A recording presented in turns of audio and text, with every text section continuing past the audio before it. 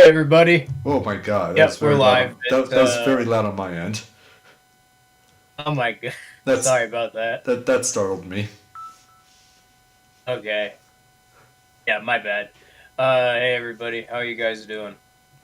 So, yeah, it's been 2 weeks since we streamed and we had to get some I more specifically had to get some stuff sorted out, but I'm back and more than happy to be continuing to respond to the content we were before and entering the world of the hidden colors. Did you see the community announcement that I made earlier? I did not actually. I'm gonna need to. Um, I need to. Yep. Okay. we're going to be revealing more of the hidden colors that were kept from us in this black and white world. I don't, I don't know why, but that freaking like meta narrative around Tariq Nasheed's content just makes it so much funnier. It's like oh, oh, hold on a second. What's going on?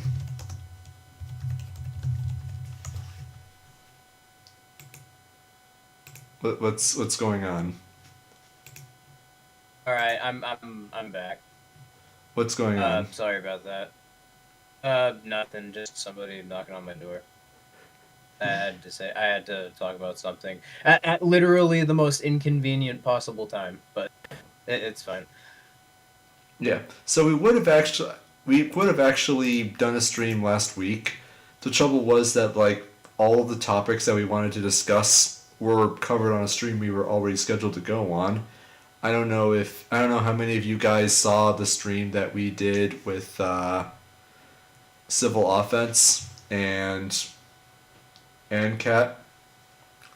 It was regarding what's going on in Wasreal and their war on the Iyaza Strip, and specifically a Into charity the fund. Sorry. I was just gonna say on YouTube, and Cat goes by Into the Agora, so shout out to him. Mm-hmm. If anybody wants to see more content. And you got to, and yeah, everything we wanted to talk about in that week was already covered on there more or less. And I mean, feel free to check out the stream. I would actually strongly recommend it, especially if you want to hear me give some really spicy takes on stuff that's going on in the region. Mind you, I still have to hide some of my power level because, YouTube. But suffice to say, the fictional country of Wasreal is committing atrocities against the fictional territory known as the Iyaza Strip.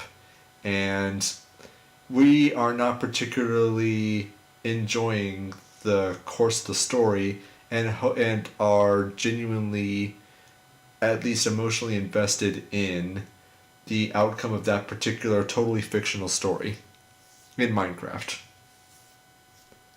I wouldn't exactly say that I'm emotionally invested. It's just more so it's actually just more so that I'm not invested in any particular perspective within the internal politics between states.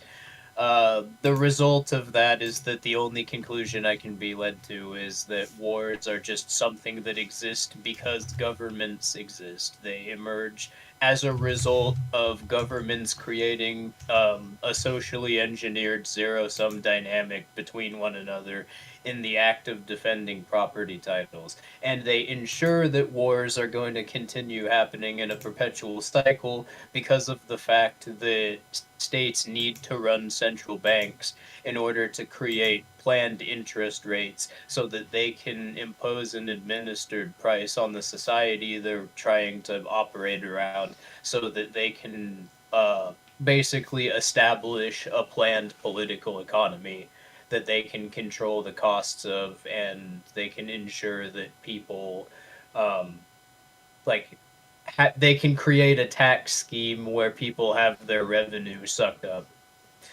And the purpose of all of that social engineering is that it would be impossible to coordinate all of this on a grand scale if it wasn't because of these costs that the state socially engineers. But digressing a bit, these two factors are necessary in states establishing themselves in any society, and it's these two factors that ensure that wars will always exist. So that's all that you can really say about wars from a completely uninvested perspective. And yeah, it's a very kind of morbid, existentially bleak perspective.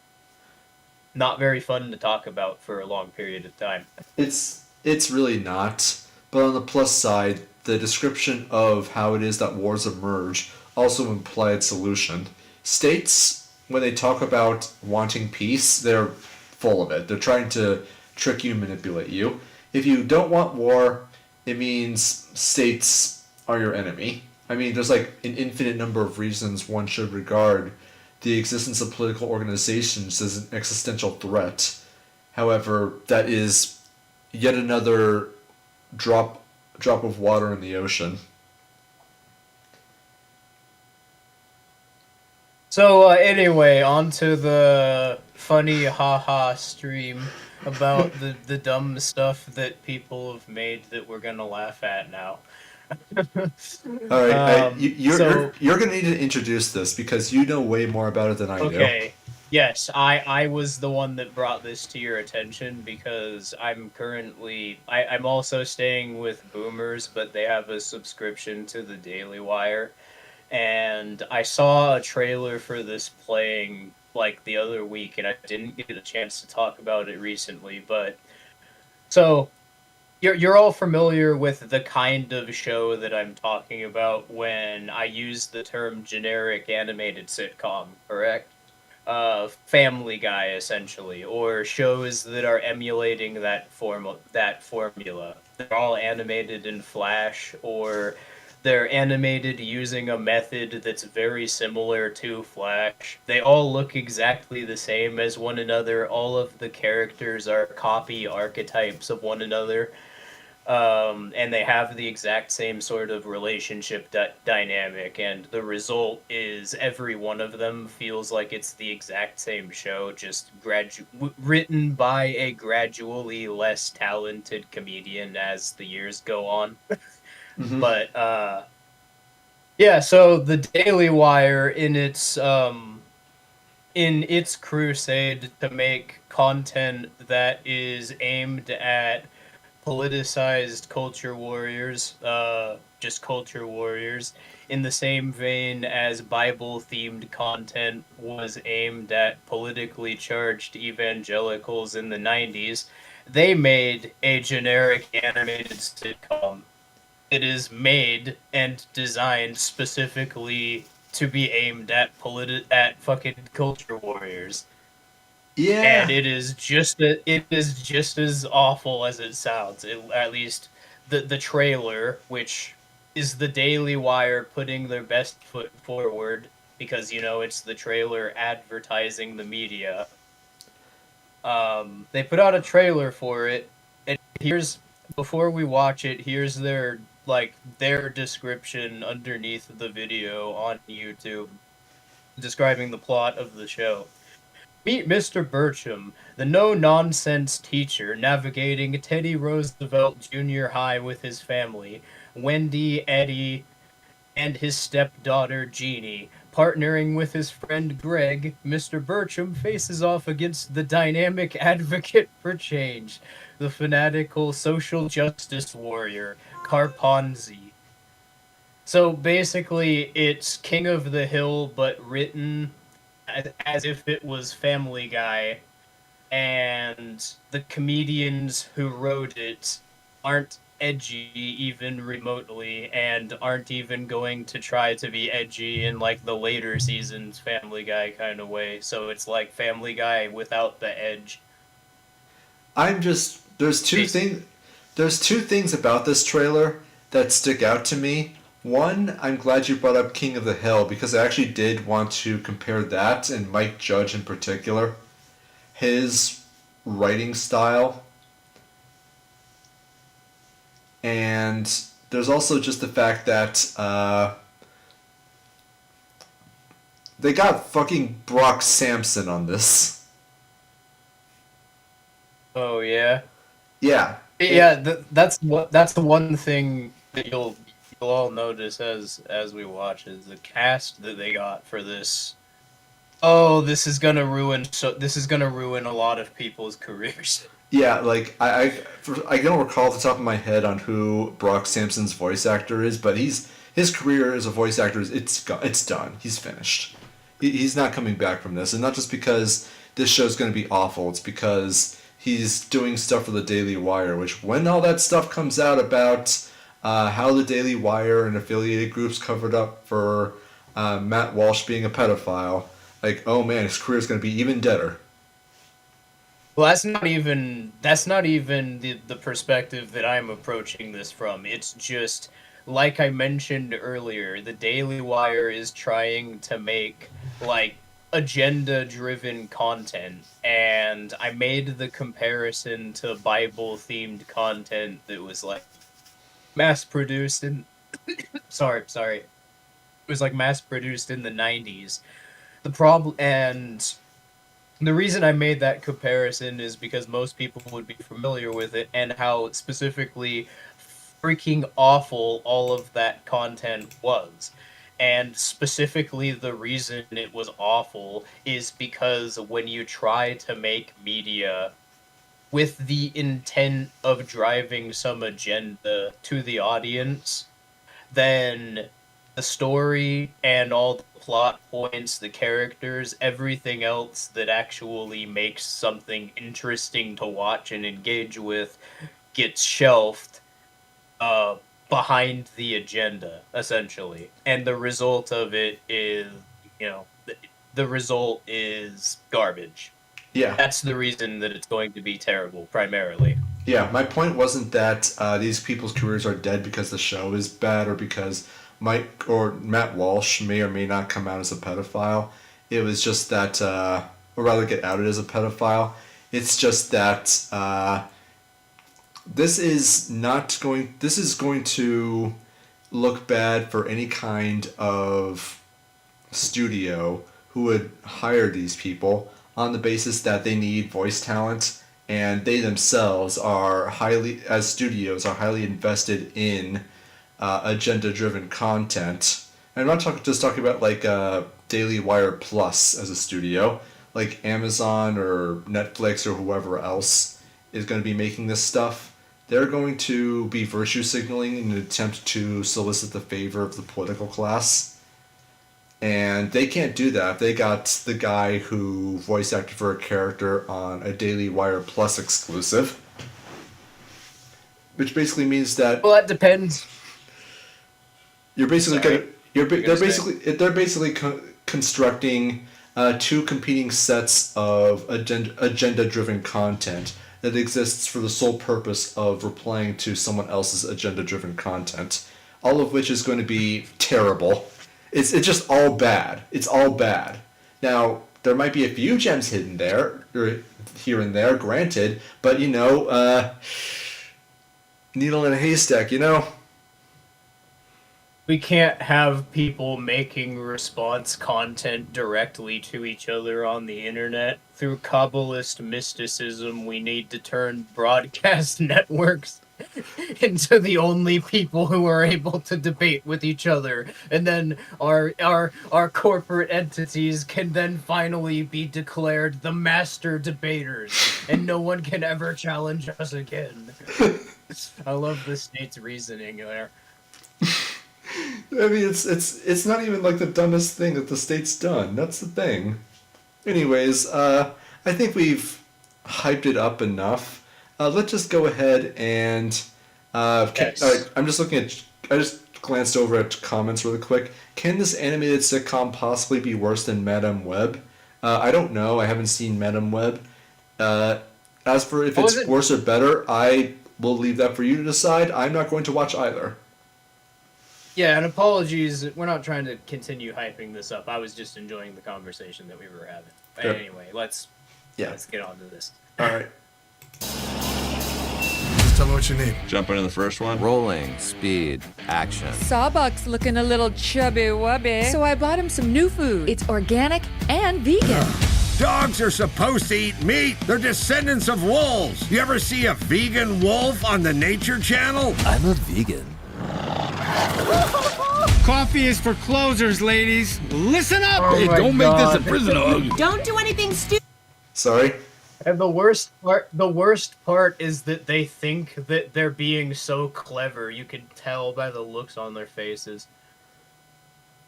When I was watching this, the impression that I was getting was that they were kind of, well, there's two things. One, I have heard that voice actors will sometimes, like, really try to mimic and put themselves in the mindset of the emotion that they're trying to emoting. So, like, if you have a character who's afraid, they think of something that's actually genuinely frightful to them, and then they do the voice lines. So, chances are, like, they're trying... probably... I'm sorry. Also, I'm just going to comment really quick. This is a very unfortunate frame that I paused on. I did not do this intentionally. Anyways, yeah, I was sorry. I don't know if they're trying to be clever.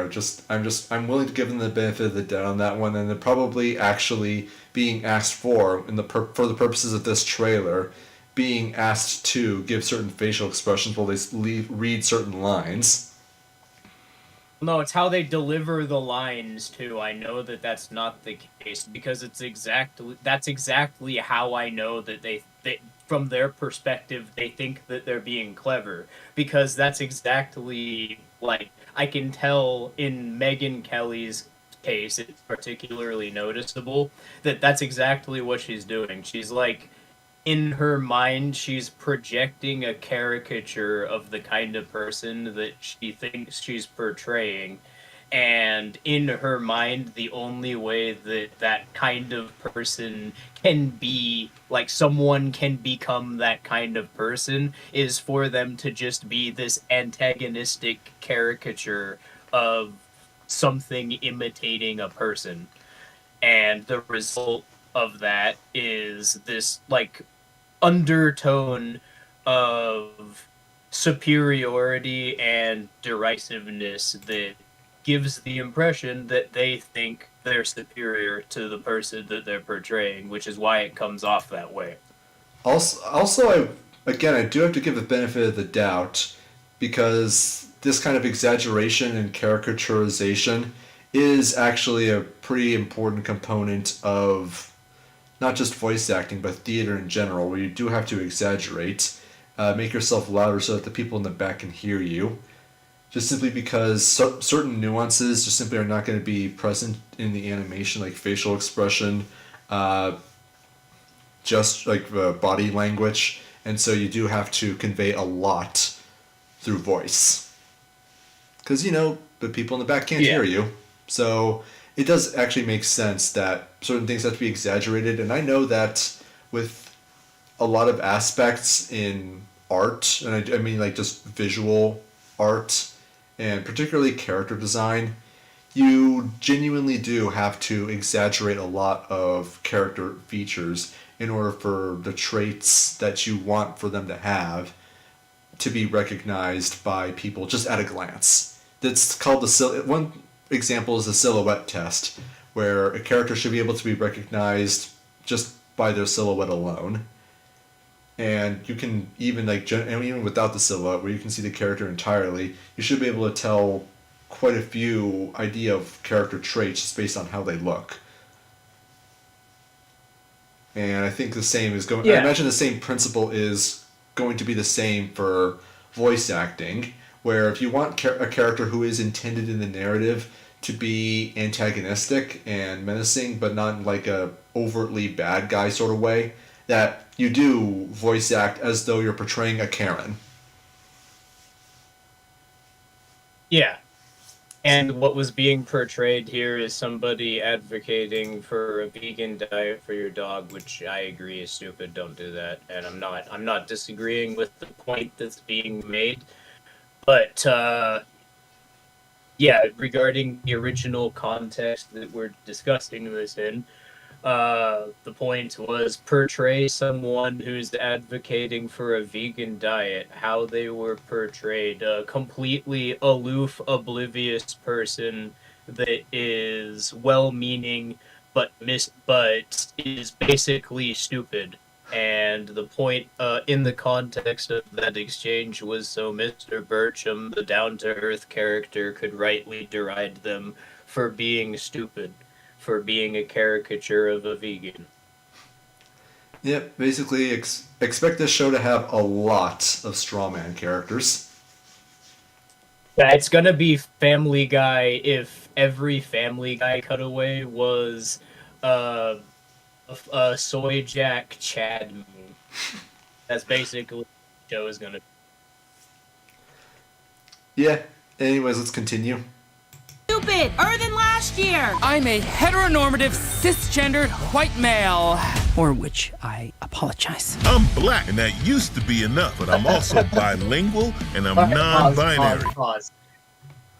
That's the only thing that I like legitimately kind of think is funny about this, is that character. And the reason that I'm laughing is not because of what they said or the joke. Why I'm laughing is that they literally just drew Vosh and then gave him like a 90s stereotype falsetto gay character voice. No, it can't be Vosh. He's too skinny. He's able to ride a moped without it collapsing under him. No, but like, go back a little bit to where he's on screen. It clearly just drew, like, heteronormative, they told somebody, cisgendered white male. somebody draw Vosh. Oh. It's literally Vosh. They told somebody draw Vosh and make him a character, and that's pretty funny. I don't know. He seems too skinny. But that's like, that's a bit. I don't know. It's not. It's something that because of the mindset that this show would be made around. I have a hard time believing that was a deliberate decision on their part. Like that was an idea that was too funny for this show, so it had to have been unintentional. Now I'm watching this trailer a second, or rather this part a third time. I'm noticing. Look at the helmet. I'm just calling attention.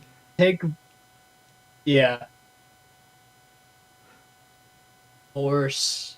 Oh, the Force is stuff. It's gonna be a reference to Star Wars. The Force is female. That's what it's gonna read.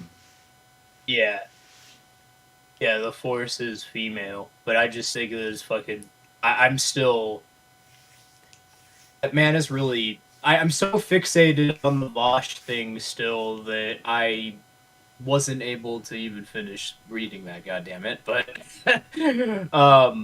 yeah, I just take Vosh and then make him sound like Casper from Family Guy, Brian's gay cousin. I love that so much. Oh my god. Just imagine someone who sounds like an. I'm not going to say the F word, but I will say agate.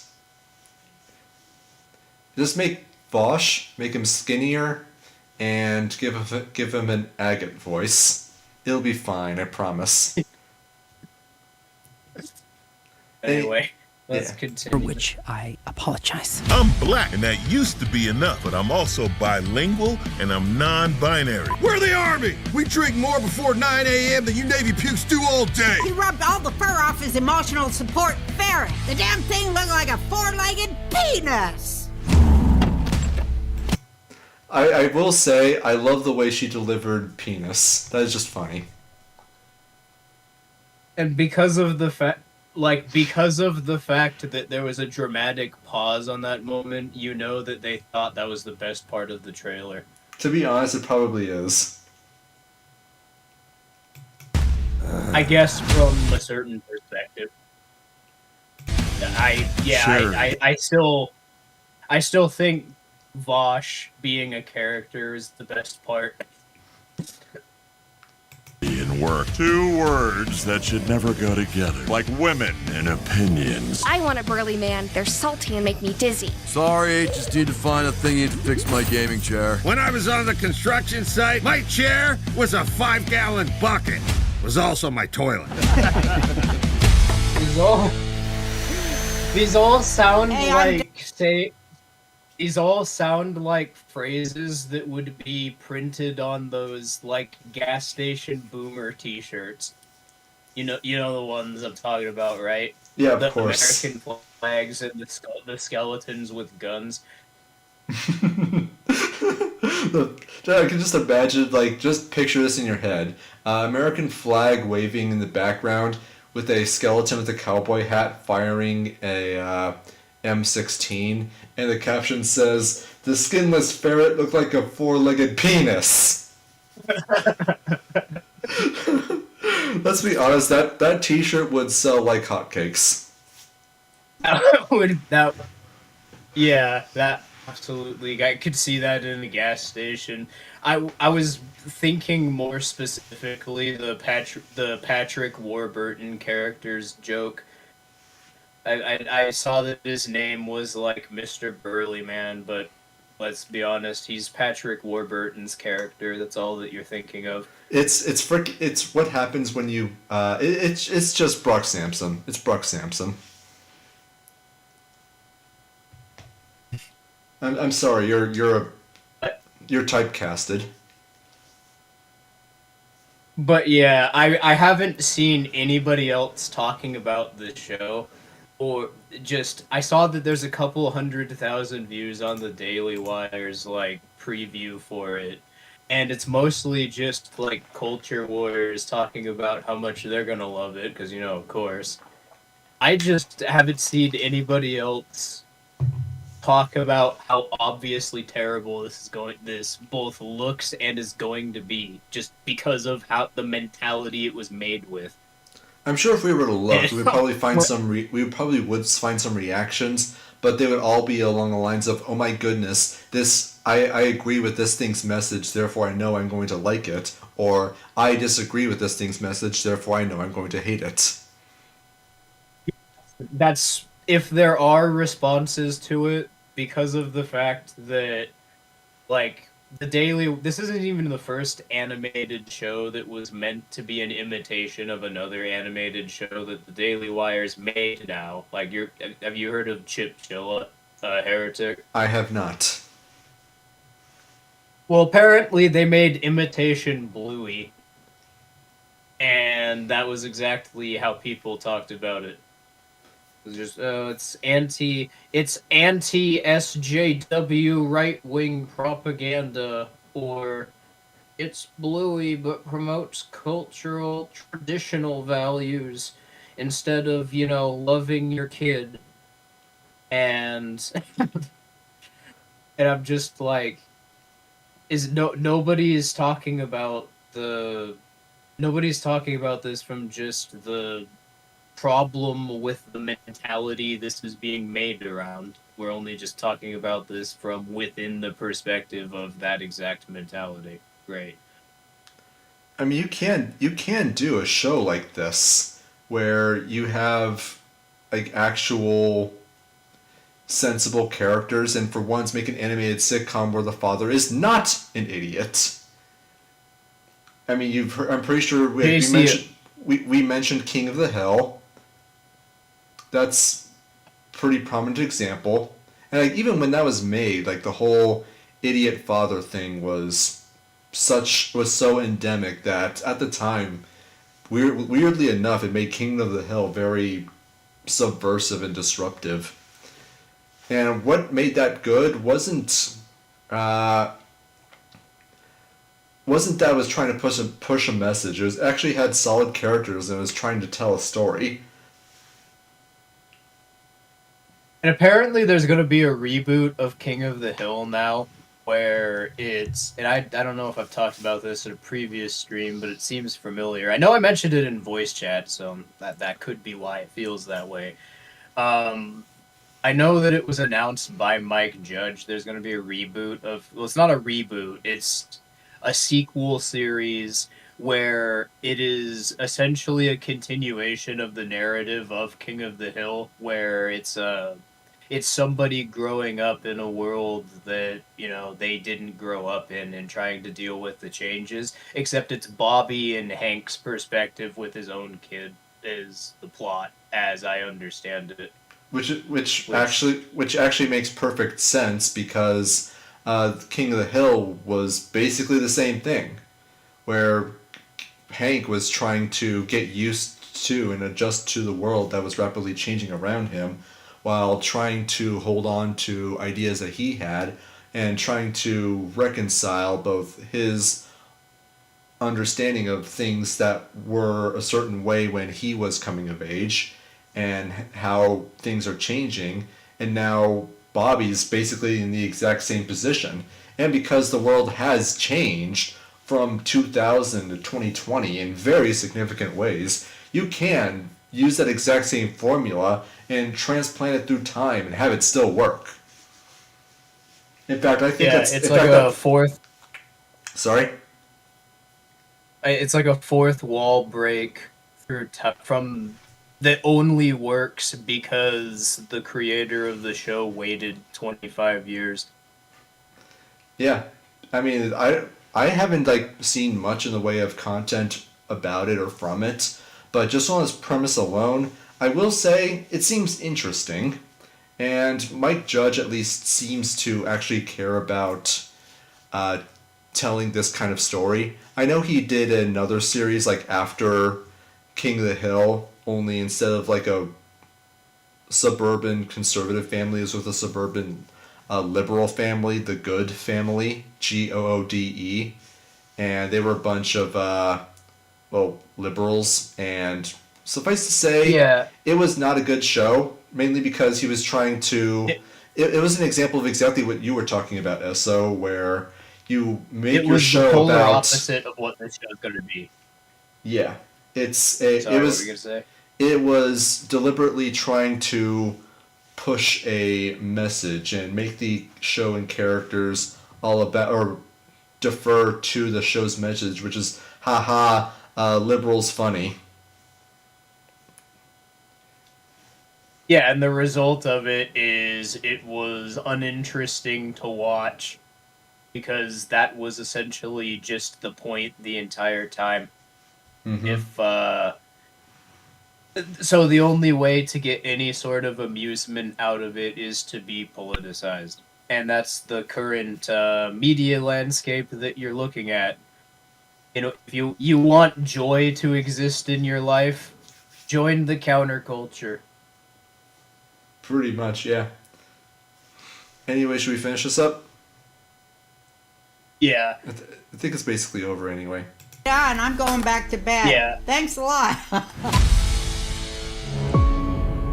Yep. Yeah, it was over. I'm gonna be honest. Before this, I didn't even know Daily Wire Plus was a thing that existed. Yeah, they have their own streaming platform and it's marketed. You've heard of this sort of narrative that's quietly been floating around the neo-reactionary circles of the alternative media establishment, or there's a term for it that it's the idea that they need to set up a competing political institution to all of the political institutions the state is running that promotes supposedly under the guise of promoting their cultural agenda. But yeah, it's really obvious that what's being described there is the establishment of the infrastructure of another regime. But they don't really have a... But yeah. It's just I think I remember talking about this last stream, and sorry if I'm interrupting, but just how these guys don't really disagree. Their problem with liberal-leaning politicized content isn't the extent to which characters, settings, and plots are suspended and dumbed down in deference to the agenda, but it's just that it's the agenda is just one that they disagree with. Yeah, and I remember that I heard of yeah, if somebody is familiar with what I'm referring to, they can go ahead and bring it up in chat. I know that I heard it's like the alternative economy or something, or the alt economy. I've heard it brought up, and I remember seeing this video attempting to describe libertarianism on a paleo channel that described this as, quote, light agorism, which I'm definitely going to be referencing that in the essay that I make about methodology, but that we'll be getting around to that at a later point.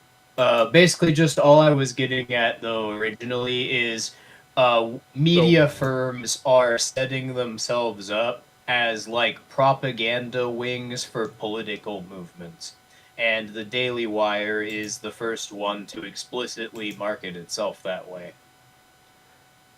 It is going to be interesting to see what emerges from this, but I think it's pretty clear. It's pretty clear what's going. It's pretty clear that it's just they're going to start feeding off of each other to the point where political discourse is just like going to come down to Virgin versus Chad memes, but extrapolated out into things like it's $100 million movies.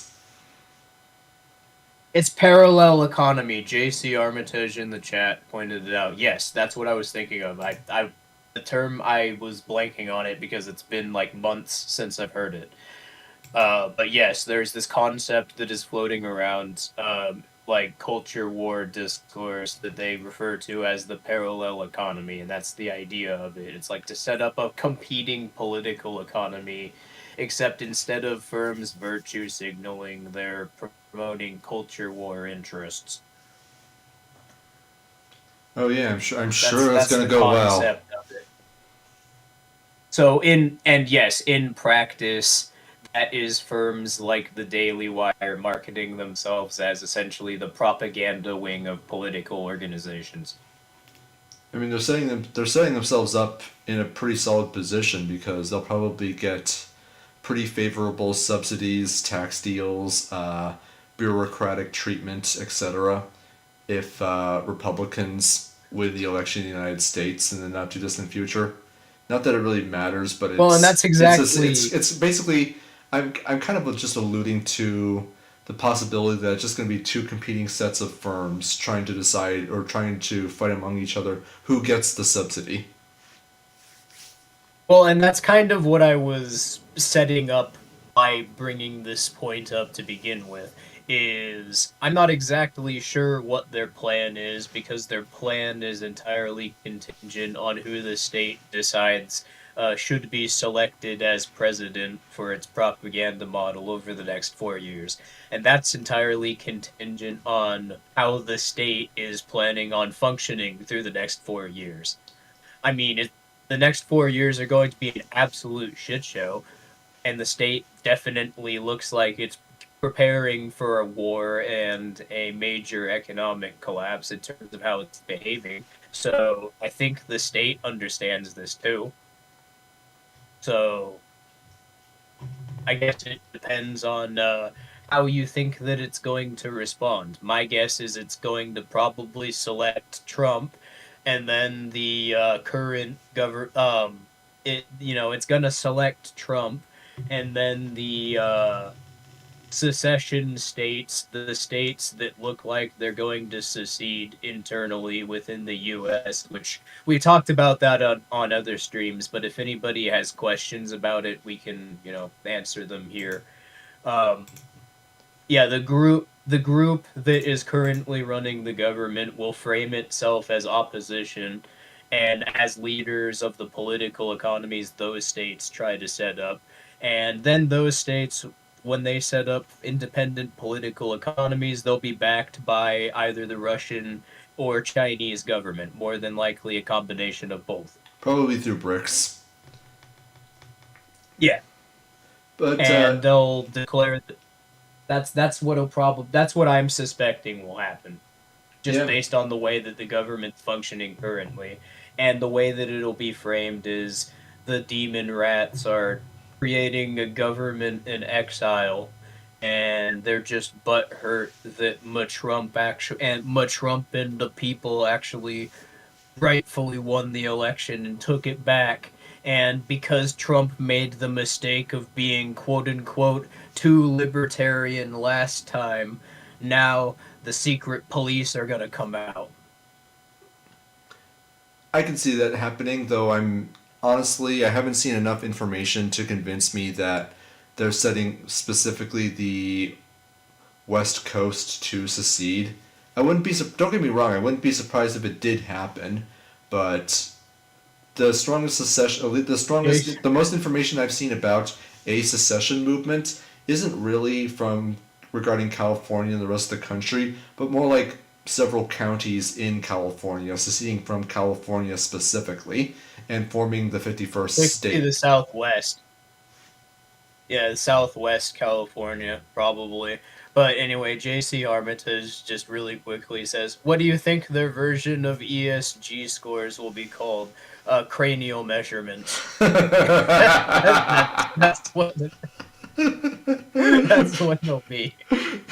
You'll want to explain the context about why that's been brought up, because oh my god, we recently found something that I think Hans Hermann Hoppe actually cited cranial measurements as the basis for time preferences regarding races.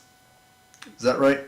Well, it's not something that was discovered recently. It's the point, the article that we keep pointing people to in Democracy, the God That Failed, page 173 on the edition that the Mises Institute is hosting on their website, whatever publisher that was put out by. But there is a page where he explicitly states that if you have certain attitudes about moral perspectives, then that means you don't have the ability to claim property. And there is a section in Democracy, the God That Fails, where he explicitly claims that you can also distinguish you can determine what attitudes that people will have essentially based on their time preference, and that can be determined by ethnicity, according to Hoppe as well. And his basis for claiming this is the section of a book where cranial measurements are used and cited as a way of claiming that you can determine what one's attitudes and perspectives will be. So, just outright, your ethnicity determines what your morality will be, essentially. This sort of claim. Yeah. So we're basically going back to 16th and 17th century techniques for determining how intelligent and how moral someone's going to be. It's so I really don't want to use the term racist to describe Hans Hermann Hoppe's attitude, because that term is so freaking loaded. But he genuinely makes it very difficult for me to regard his ideas as anything except some kind of except as him having some sort of biological deterministic attitudes at the minimum. There is an essay that ANCAT cited in Fake Libertarian Posting where Hoppe verbatim stated in the essay, my goal is to introduce racial determinism to the Austrian method. Well, you can't get any more straightforward than that. So unironically, I'm saying that because it's hilarious, but by their standards, within at least the intellectual pretext, literally from the Hoppian perspective, there would be something approximating ESG scores, because interest would have to be planned in order to have a political economy so a covenant community could exist. And based on their standards for what supposedly informs economic preferences and what determines how someone comes to those conclusions, cranial measurements would be a basis for determining credit ratings. It's the Family Guy skin color meme. Yeah, it's fucking the color swatches meme from Family Guy. Except not the lighter your skin, the higher your credit rating. Hold on a second. I'm just pulling up a picture right now that I can put on stream. Problem is, this takes a little bit.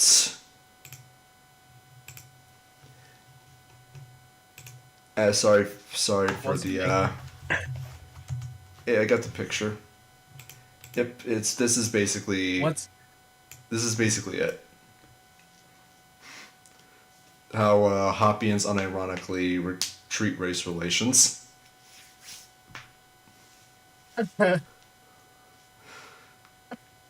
So where do you think you fit on the chart? Serious. Not USO, but just like I'm asking as a rhetorical question. And not to mention that if you're apparently too low on the chart, that you're not that according on page 173, you're not human, and you probably wouldn't be able to understand division of labor. Therefore, you are an animal, and it's okay to kill and enslave you. I mean, I'm at the top of the civilized part, but I'm a godless degenerate who disregards the NAP, so I'd get purged too. Well, I'm a godly degenerate. Where does that put me? Doesn't regard it as legitimate conceptually, I meant, just to clarify, in case that gets taken out of context. But anyway, what were you gonna say? Well, I'm a godly degenerate, and I don't think I'm on the chart at all, so where would I be? Do I get purged? You're not. The concept of God doesn't exist in your narrative of reality, heretic. Silly. Well, that depends. What counts as God? It's a This is gonna start needing to get into mysticism and those methods, and we're not talking about that yet. So let's get back to the Black People movie, unless you wanted to say anything else. No. I like how you just call it the Black People movie. They're it reminds me of in the world. I'm just thinking of the Black People movie where a black dwarf, or I'm sorry, a black little person, disguised themselves as a baby in order to I can't remember what they were doing. Like to take steal jewelry or smuggle cocaine or something, like some sort of criminal act. Pretends to be a baby. That sounds like a lot of. Oh, Little Man? Is that what you're thinking about? Yeah, I thought that was the name of the movie, but I didn't want to say that because I didn't think that was correct. But yeah, that's the movie. I swear it was. I'm not. Like, the only part that I heard of that was people robbing jewelry and a family, and one of them pretended to be a toddler, and I knew exactly what movie we were talking about because that is the dumb enough concept that only one movie could have it. Fair enough, but yeah, that's also one of those things that it sounds like I'm gaslighting you about movies that actually exist, but it does. No, I know it exists, and that's. Now that you say that, I remember that's exactly how I brought it to your attention. I brought it up to you thinking that you wouldn't believe me that it was a real movie. And I think somebody in voice chat didn't. Like, we were gaslighting each other and we were like trying to we were coming up with real media, and then we were making things up, and we were trying to get one another to guess which one was real and which one we made up. And Little Man was one of the ones I cited, and quite a few people thought that I was making it up. I knew that was real That's what because happened. I knew that was remember real because I saw it in theaters. So I don't remember. I don't remember if I said that it was real or not because I know I might have. It sounded. I don't remember specifically, but I do remember certain circumstances where I knew the answer and I withheld my answer because I found everyone else's to be amusing. A lot of that movie is, it's not even, it's the fact that the family forms like an actual emotional connection. That's the part of describing the plot that makes you sound like you're making it up. Not that it was immediately discovered that he wasn't a baby, and they called the fucking police, and that was the end of the movie. If that was the case, it would be a weird, like, art house movie, but alright, I can believe it. This is how people act. Anyways, at the very least. Let's watch the other funny black people movie. Where did they get those alligator skins and those crocodile skins? They got those from Africa. The Moors brought that in. And the players wear shoes called Maori Gators. Those are some of the most popular shoes around among players, the Maori Gators. The word Maori is a variation of the word Moorish. So we have to know all this stuff. All that is our stuff. That's African stuff. Because you can take Crocs. That's fine. I just can't help but think like it's like you're looking for examples has to go so far that you find a fashion brand named after named Maury that sounds vaguely similar to Moore, which like if you're gonna like you do realize that fashion brands typically are named after the last name of the person who founds it, or oftentimes their full name. I don't even care. Like, I don't even care that we're referring specifically to all of these topics within the context of racial identitarianism by accepting this premise. If there's a perspective within which I'm not associated with Crocs, I'm happy. Yeah. Because I'm not in that perspective. Yeah. So anyways, I'm going to continue here.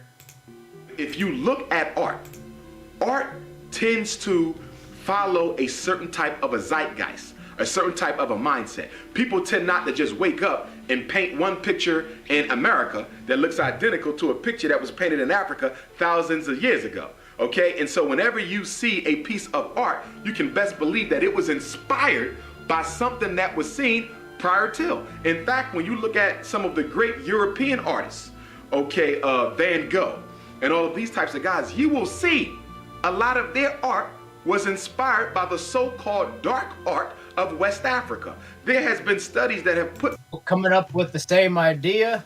Does this look like Starry Night to you?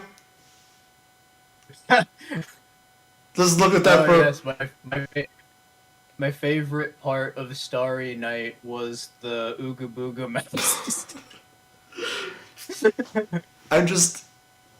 I mean, I know I saw this movie before, but I'm just beside myself with disbelief. Just like, you could have come up with any number of examples of, like, and yeah, I know that the art style is not meant to, I know it's like, no piece of African art is going to look like similar enough to Starry Night that one could make the case that Van Gogh just straight up stole it or copied it or tried to copy it. But you can at least try to find a better example of something that uses Van Gogh's art style that very clearly originated in Africa.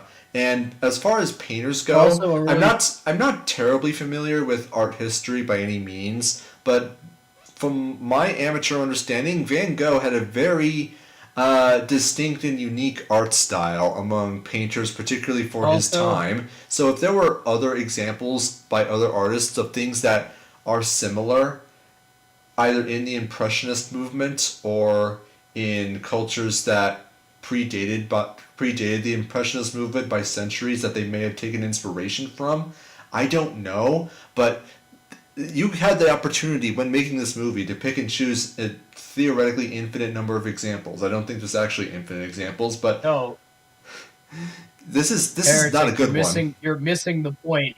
You're missing the point. The previous person claimed that it's only possible for cultural trends to emerge around similar archetypes or to convey similar narratives if there was a connection between the two of them.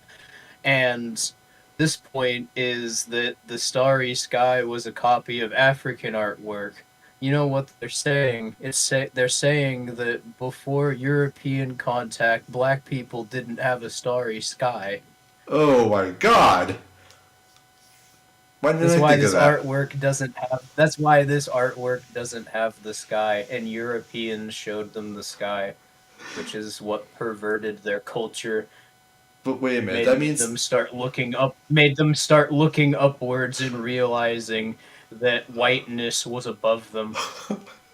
wait, this was up in It the sky oppressed looking them, down at them all along.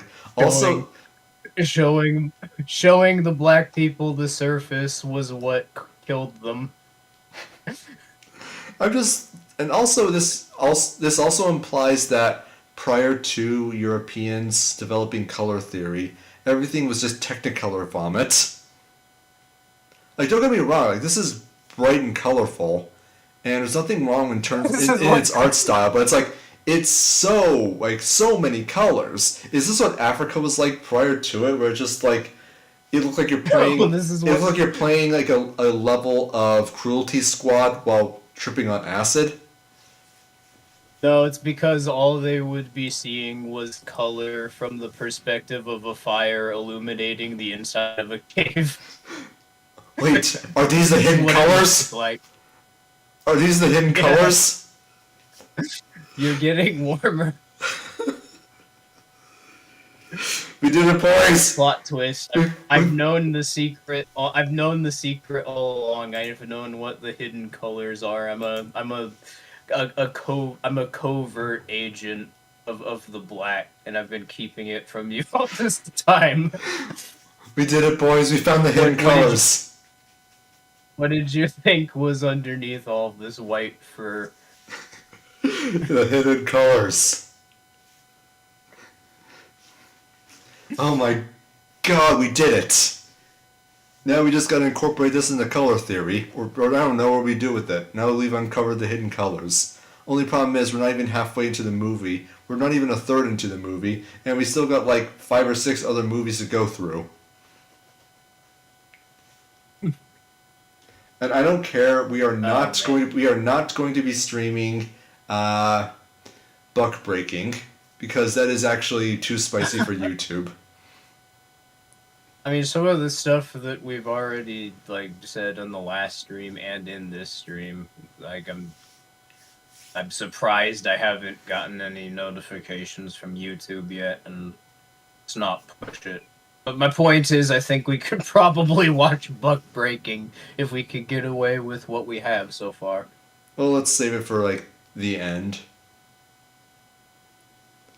Anyways, let's keep going. Yeah. Or if we do show it, we make note of the parts where there's a picture on screen and blur it out. I don't think there's any kind of genitalia or genitalia representation, but it does have some, I would say, softcore porn. No, it's a depiction of a historically accurate practice, Heretic. What are you talking about? All I'm saying is I'm pretty sure Tariq Nasheed is just blatantly displaying his fetishes in that movie. The suggestive poses that the characters in this art you specifically commissioned are drawn in, so that someone who would get off to that sexually would be able to enjoy that picture. Oh, jeez, Tariq Nasheed. That's wonder what's up with that. Anyways. This is some, alright. the pieces of Van Gogh and others up next to pieces of traditional African cultural art in West Africa. That art that would be considered a negative, underworldly, dark, and demonic. What? I don't think anyone looks at this and thinks that it's underworldly, dark, and demonic. It's very bright. I think lemons. I mean, it's. That's I the will. first thing that popped in my head. It's very bright and colorful, and I dig the aesthetic. I really do. I'm not being ironic here. Like this kind of thing does appeal to me. But I do not say this is not even resembling Van Gogh's art style. I can see why he might have taken inspiration from it, maybe, but like it's not Van Gogh's art style. Not even close. And are they like what specific period and what location are they referring to? Because European art, they realize that's not one artistic movement. There were many artistic movements going on in Europe throughout the period of time they're describing, and they were different and unique to the country that they were happening in some cases. Mm-hmm. I know that's more nuanced than I should expect here. I'm taking this a bit too seriously, but I just figured I should make note of that since I haven't brought it up yet, at the very least. I mean, when we were first watching the movie, or we were first streaming the movie, we brought up the point that these guys think that Africa is a monoculture, and these guys are supposed to be like African scholars. They should know that Africa is not a monoculture. Well, yeah, same thing is true with Africa. It's just like it occurs to me that if they're treating Africa like it's a monoculture, then it's reasonably safe to assume that they would treat every other region on Earth as though they were monocultures. It was just Europe. Europe only had one culture, one artistic movement going on at any given period of time. There weren't multiple, and all of these white art. There was only white art. There's no impressionist art. There's no romanticist. There's no romanticist movement. There's no realist movement. There's no cubist movement. Actually, was Cubism an American thing? I don't remember. That's when they started hiding the colors, heretic. Freaking hell, you're right. Anyways. But the great European artists copied what was considered by Europe some of the lowest and most primitive forms of artwork that went on to be considered some of the most successful by them. Another very important African figure in Europe was a black man by the name of Angelo Soliman. He was a guy, he was a Moor, he was a celebrity in Europe, in Austria. He was also known as the father of pure Masonic thought because he was a Mason as well. And this guy, when he died, they literally stuffed his body. They skinned him and stuffed his body, and they would have him on display at certain places. So he was a very important figure in Europe. We was Freemasons, and they taxidermied us after we died. I don't know. I haven't looked into Masonry or the Masonic Temple at all, so I don't know anything about this. I know that there are people in our audience who are way more familiar with the Masonic Temple than I am, and presumably you are, SO, who might be able to say this. I'm willing to say that this is probably accurate, though I don't know it all. As for why it's important, I don't know why it's important. I'm not familiar with the context around this specific character, but the Freemasons are a very shady group.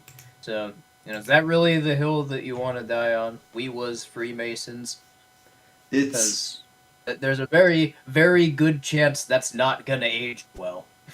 Yeah, hopefully, it'll be fine, Anyways. Suleiman taught Mozart. Who's Suleiman? Suleiman's a Moor, he's an African. Who's Beethoven? Beethoven was Thoven Bey. He was a Moor. His mother was a Moor. Beethoven was black. Yeah, you heard it here, folks. Just going there. Okay. I would think that there'd be a bit more information about him being having African ancestry. Yeah, just gotta say that and move on. Yep, that just like it's not something you have to substantiate at all. This is kind of an ongoing theme with like all of these movies, like just gish galloping through various points and point after point after point. They just say a thing and then just immediately jump cut to the next thing without giving you a chance to process what they just said. And I think it's designed specifically to overwhelm you with information without actually giving you information, such that it just leaves you with the impression of, oh my goodness, black people were incredibly influential and important in European history, whatever, and this is all concealed from it, such that you accept the thesis without actually being able to come up with concrete examples. It's emotional manipulation, in other words. They're trying to overwhelm you. No, those are the hidden colors, Harris. So the hidden colors are just the sensation of being overwhelmed. Yeah, the hidden colors. It's what it makes you feel like when you get confronted in person by an angry black lady who's insisting that she found a bone in her order, even though you know that there isn't one. Ma'am, you ordered a salad. There isn't even meat in there. How did you get a bone in there? The Chinese put a bone inside one of the strawberries. I told you already. But we have a salad bar. You can only get a salad from the salad bar. Well, I found a bone in my strawberry. Seems legit. That is how that exchange would go. Except it would be more fiery than I'm even capable of imitating because I'm so meek in person. There's more of them. There's so much more of them as people as far as body mass. I think that's where all of the energy comes from. By the way, you said the word more, which you could only conceptualize the concept of an increasing amount because the term more comes from the word more, which are black people. Basically, it was white Europeans. So many of them are overweight. Because the reason that they came up with the term was because they used them, or they were just describing it as like, look how many of them there are, but look over there, there's more, and then that just became a byword in English for when there's just a greater number than originally expected or presented. That's how this works. I mean, if Maury can be a byword for more, then why can't the term that has the same pronunciation as more just be more, referring to black people and how influential they were in the English language? I actually don't know the etymology of more, but I seriously doubt everything I said about that was anything less than a shit post. Or anything more than a shit post. Yeah, I barely know anything about African history beyond just the mid-20th century, like post-World War II. Because I've been looking into that quite a bit lately for some future content, but yeah, that's the reason why I've been mostly joking here, but the thing is, I knew that this was the perfect kind of movie to talk about these sorts of topics with the level of quote-unquote expertise that we're both at, because they're so absurdly fucking stupid that even if you don't know anything about African history, you can tell it's obviously not true. Just because that's not how societies work. Some of the things they're describing. Or that's not the way that a government would operate. Anyways, let's continue. And when he went deaf, that melanin kicked in. His melanin activated.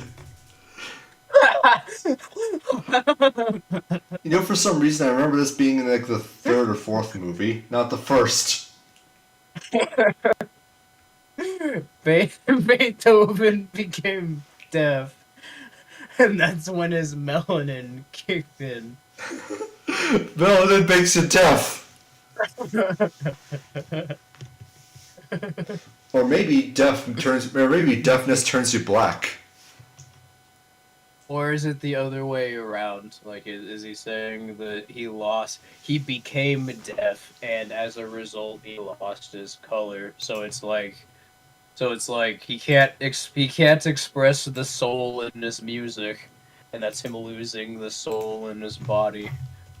Hold on a and second. He's losing his color.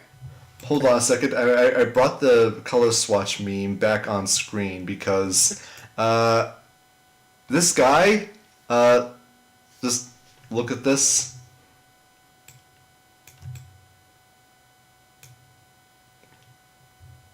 What? Oh shit. He's white. He's civilized. He's not even. No, look, and there's like I think that they even put like a contrast filter over the video or something to make him look darker than he is. How can you tell? Because look at the edges. Yeah, look at the edges of the frame. It's like it looks like there's a contrast filter. And look how dark his shirt is. Yeah. There's no reflectivity in that shirt whatsoever. That is bizarre. Yeah, this is. I don't. Like John King 2.0. Yeah, that is. Wow, I gotta say, I was not expecting that. I didn't plan this. This kind of just. It's kind of just something that occurred to me as I was looking at the frozen frame. He is white, and is he like South African? Because that would make more sense. No, it's like Sean King or like another reverse Michael Jackson situation. Probably. Anyways. And the eye kicked in. He heard music better when he was deaf than he heard it otherwise. There's also another. What? He heard music when he couldn't hear music.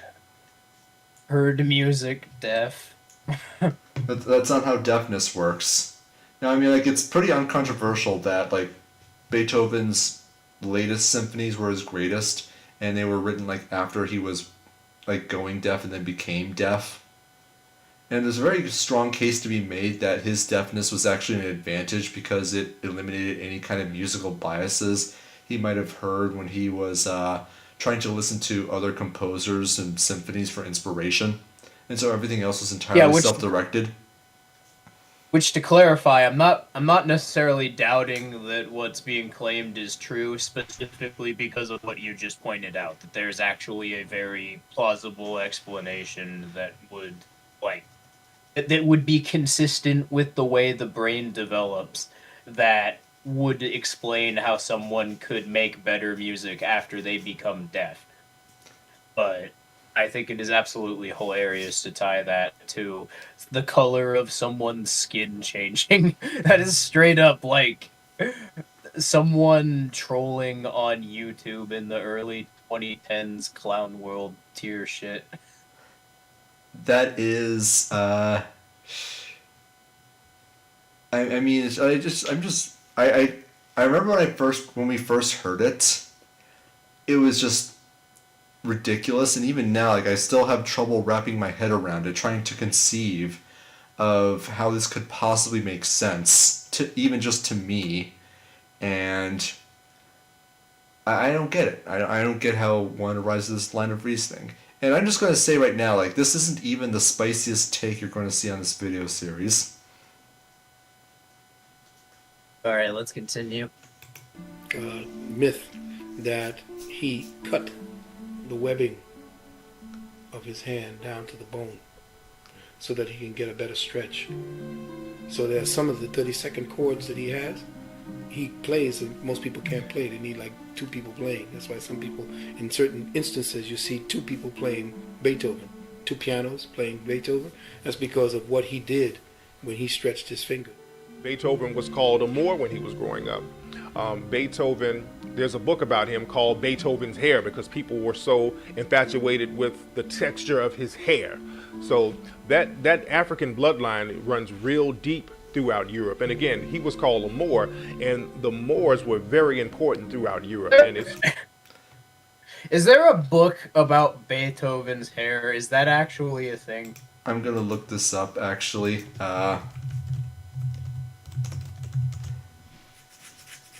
Beethoven's let me see here. There's an article I'm seeing here on Science Alert. Beethoven's hair reveals surprise, blah blah blah.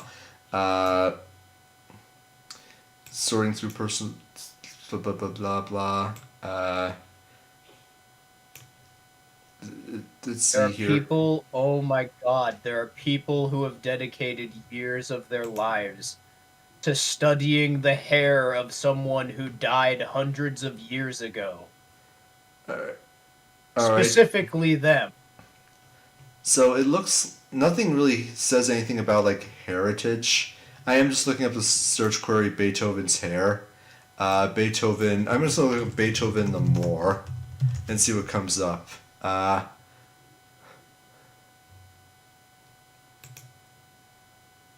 If that is true, that is only something that could come out of a very, very, very deranged world. Okay, so I actually found something. Smithsonian Magazine it's an article from 2020, and here's the title, Was Beethoven black? Probably not, but these unsung composers were. Okay. Yeah, that's basically it. There's more to the article, of course, but I just find it. No, but even if it's not, but even if it's like not centered around like the controversy of ethnicity, is there a full-length book dedicated specifically to studying Beethoven's hair? Because that's what I'm wanting to know, and I don't know. At this point, I don't care that much because we've been going on about it longer than I was expecting or wanted to. But just if that is a thing that exists, that I cannot imagine putting that much dedication into a topic that matters so little. Now, for some reason, I just felt the need to bring up the color swatch one more time on Tariq Nasheed himself. Good news, he's uncivilized. At least from my own perspective. Like, I'm not trying to cast value judgments on other people. Like, to each his own, I guess. But yeah, honestly, if I was told when I was born I was gonna spend a couple decades of my life studying somebody else's hair, I would have been like, okay, you know what? Instead of this whole being born business, take the umbilical cord and make a noose of it right around my neck. Yep, just can I just get a do-over? Can I Control-Z? Undo? Anyways, let's go ahead and, oh crap, I lost mine. There it is. funny, the importance of the Moor was so deep in Europe, but we rarely hear about them in history books today.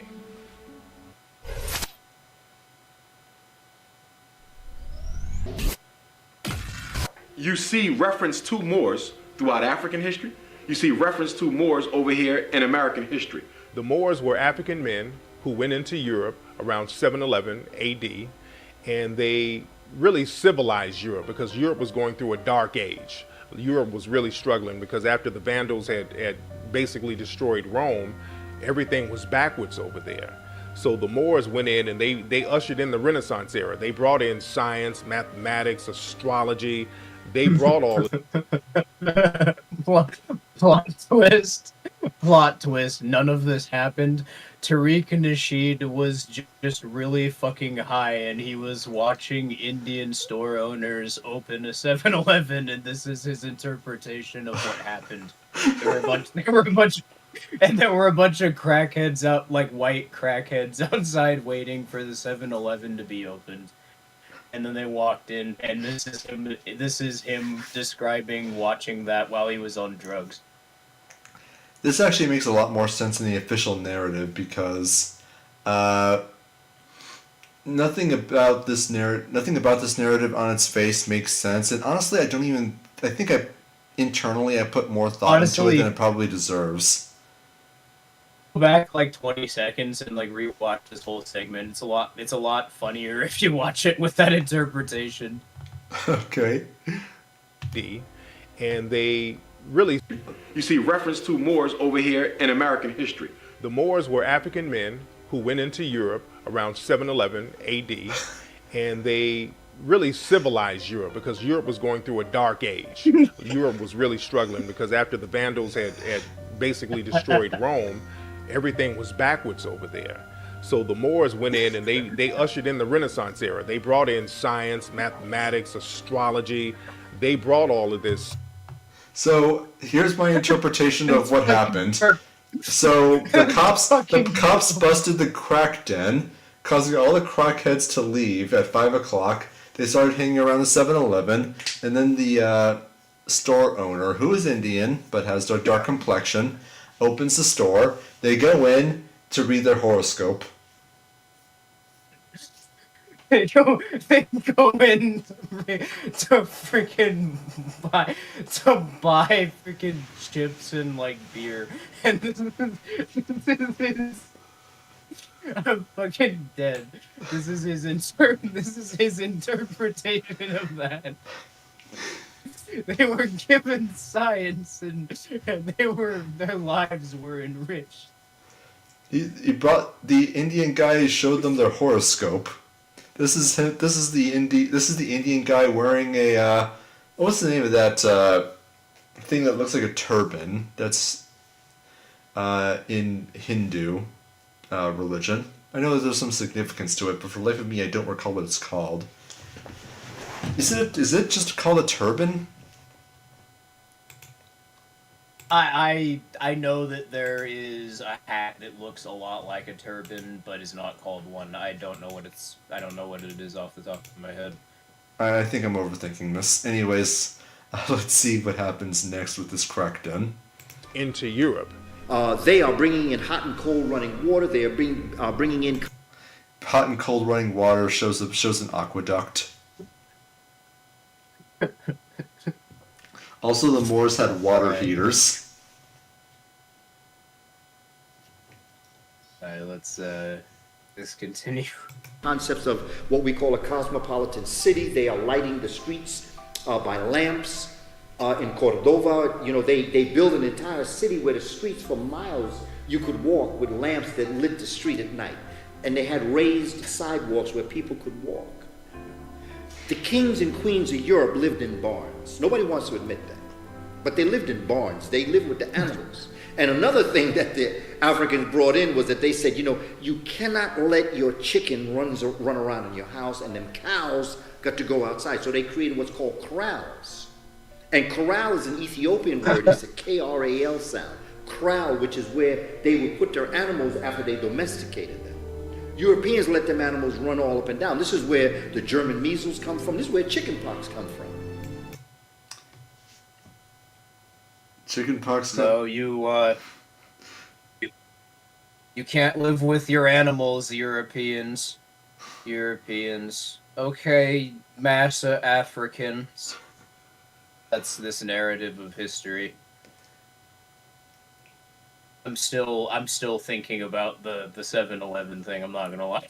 I'm just trying to wrap my head around the idea that animal husbandry didn't exist prior, even though sophisticated forms of animal husbandry existed in the Greek and Roman civilization, and even the barbarian tribes had pretty sophisticated forms of agricultural and animal husbandry techniques. And did everybody just forget about it after Rome fell? And even then, Rome kind of didn't really the Roman Empire kind of had a soft collapse. It didn't just all go down after Rome fell once. it just kind of continued, but its importance in geopolitics in Europe became less and less over time. Afterwards, like, people just gave up the ghost, and what remained of the Eastern Roman Empire just started calling itself the Catholic Church, or the Papal States. Well, then there's, of course, like, if we're going to actually take this seriously, then there's just the problem that different parts of Europe were at different points, like, they were developing differently because white is not a fucking monoculture. Yeah. Also, J.C. Armitage brings up an excellent... J.C. Armitage brings up an excellent question in the chat. Did they use the Nasheed compliance engine for their animal husbandry? That's entirely possible. That's one of the things that was sold at the 7-Eleven, I'm sure. Anyways. Because Europeans did not have a place for their animals. They just ran all up inside their places. And they would carry, as they would get illnesses and sicknesses, they did not bathe, so therefore they had no soap, they had no disinfectant, didn't have alcohol, so that this type of style of living brought illness. When the Moors came in, they wrapped all that up, along with bringing medicine. What you have happening is that these Gothic kingdoms are going to bring down, they're going to sack the Roman Empire. And after they sack the Roman Empire, they're going to take this area over for a while. And then the Moors are going to come in and they're going to push those Visigoths out. And they're going to push them more north, and they're going to chase them out of the southern part of the Iberian Peninsula. Now, I actually do have to take this seriously just because of how messed up the timeline is. The historically agreed upon date of the Eastern Roman Empire's fall is 495 AD, and according to this guy, the Moors came in at 711 AD. So that's a 2-century gap, a bit more than that. Yeah. What? Yeah, which, for frame of reference, that's basically a period of time around the length between now and when the War of Independence happened in the U.S. that's being just completely omitted. Yeah. From his narrative history. It's like, I find it funny that it's just like the Moors apparently made a conscious decision to liberate Europe by pushing the Visigoths out of the Roman imperial territory, and they somehow managed to get the message, deploy their troops, and then just go into Europe 200 years late. Like, if that narrative is to be taken seriously, how did you screw up that badly? Moors came into Europe, and the Europeans, they were white because they weren't bathing themselves, and it was perverting their color. And the Moors came and offered a medicine and said, "Hey, here's some color in your life, and you don't have it." And they slapped it out of their hands and said, "No, you're trying to give us a soul, now you have to be purged." And that's what started the Crusades and why the slave trade started. We got it all figured out, heretic, thanks to Tariq Nasheed. Oh, right. I mean, like, you ever hear expressions about, like, how when people are sickly, they just get pale? That's because what sickness does is it causes your melanin to retreat. Yeah, we made it a few more minutes into the movie, and now we're in this weird paradoxical state where we don't know, like, we're going by color swatches standards still, but we don't know which one we don't know which one we're supposed to be rooting for. I'm just gonna pull up the color swatch for this guy. He's white as well. Am I supposed to hate the ones that look like me or the ones that don't? I don't know. Guess make your own judgment on that. I'm just gonna press the button here. And that's where the Moors are going to inhabit from 710 until 1492, January 2nd to be exact, when the last great king, Boabdil, was chased out of Granada. Wait a minute. Didn't the Moors bring about the Renaissance? If that's the case, how come the Renaissance happened after the Moors left? Because black people also brought time travel. You know, I would think they would lead with that. It's the reason there's no evidence of it. It's because they erased evidence of it from history in order to test who truly has faith in the black ethnic pride. And after you figure it out, only then do you see it. Would they have recruited Hitler? Entirely possible. I mean, Hitler has so much experience fighting time travelers. He's kind of a shoo-in for when you need a security detail and you're actively engaging in time travel. And there's always the risk of fighting other time travelers. You need someone who's like really good at it. He's really good. It turns out that it's not actually Hitler. It's somebody from a few thousand years in the future that we have yet to spatially interact with. That's also why they're the one that's the most experienced, and it's not that they did anything particular in the spatial period they were born in. It's just that they were born in a period of spatial history where it exists, and they also don't. They're the one person that doesn't mind fucking up other probabilistic spaces. So they're like Rick Sanchez basically. It's why there's been like 48 assassination attempts against Hitler. How many of them do you think were time travelers? Oh no, 48 known. How many of them do you know that didn't happen because I don't know, the Third Reich covered it up successfully somehow? Anyways, enough God versus law. Let's continue. The term Moor started to become interchangeable with the term black because it was basically the same thing. But when the slave trade started, they tried to objectify black people, Moorish people. So they would use the term interchangeably and they would just switch on to calling people black. But if you look at a lot of old documents... How did the slave trade happen? Well, the slave trade happened when white Europeans, who definitely did not have their melanin activated, went into Africa and started colonizing and selling slaves, I guess. Yeah, their snow chimp brains responded to the first full moon after meeting the Moors, and them reacting to the full moon, it caused a psychological reaction to seeing color that just drove them crazy and started this ongoing genocide that just hasn't ended since. It's really tragic when you... No, I mean, yeah, they've got a point. I mean, white people just outside of their own perception are like T-800s against black people. Like, Skynet exists and shows us FBI crime statistics, and that's like our reaction to it. it's like Terminator, but yeah, FBI crime statistics. It's like you remember what towards one ethnicity. You remember what Francis Deck biased.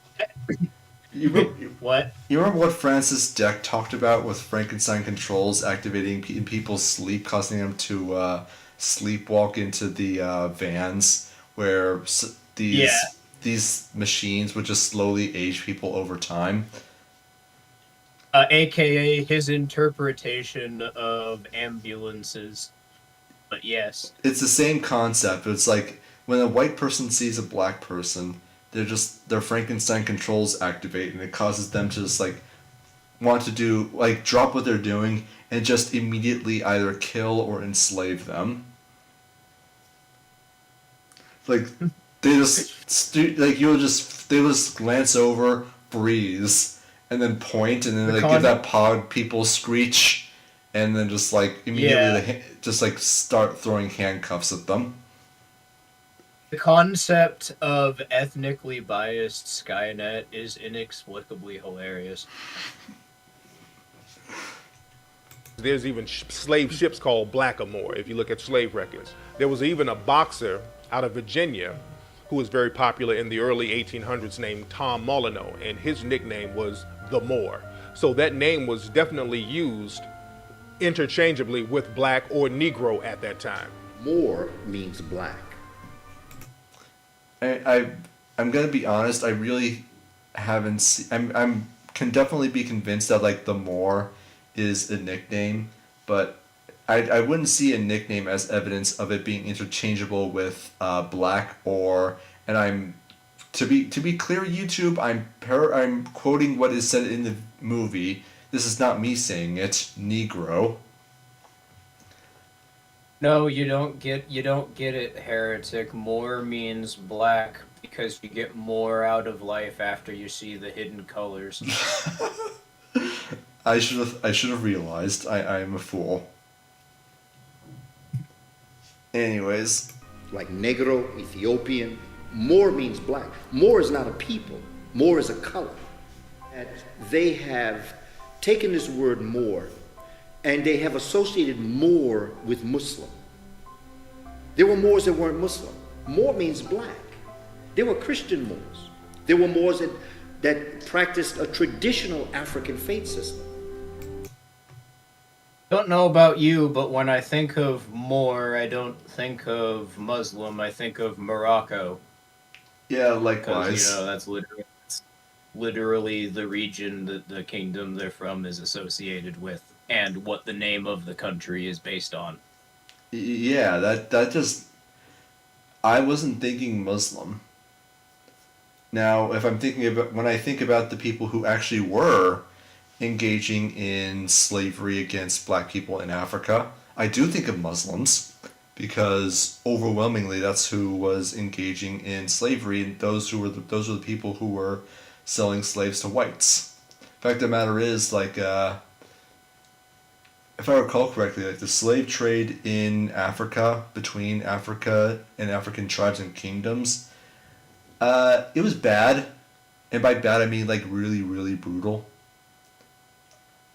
In fact, the impression I got from what little I studied is just like the ones that actually did get sold to Europeans and the North Atlantic slave trade were the ones that actually got off easy. Not because like it's good or beneficial or anything. Slavery is always unjust. I don't think that there can ever be an instance where someone was enslaved in self-defense. However,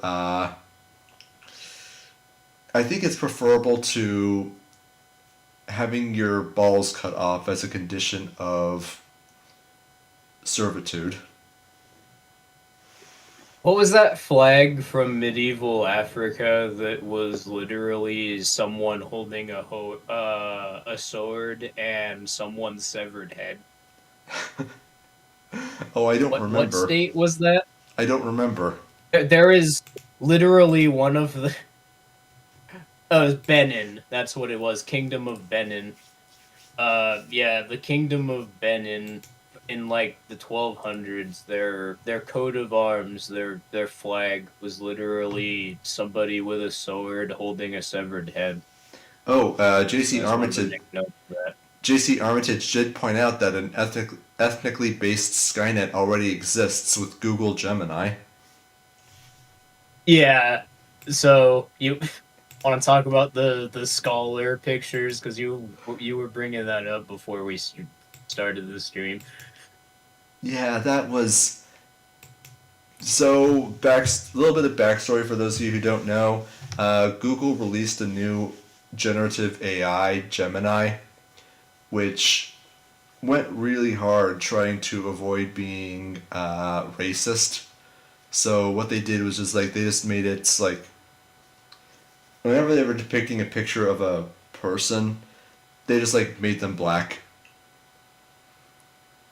Particularly if like the type of person that they were attempting to draw had either kind of a neutral or positive connotation. So it's like if you were asked to draw like a crackhead, generally the impression that people get of crackheads is negative, and so recognizing it, Gemini would make the crackhead white. And if you were to tell them to draw a college professor, they would show a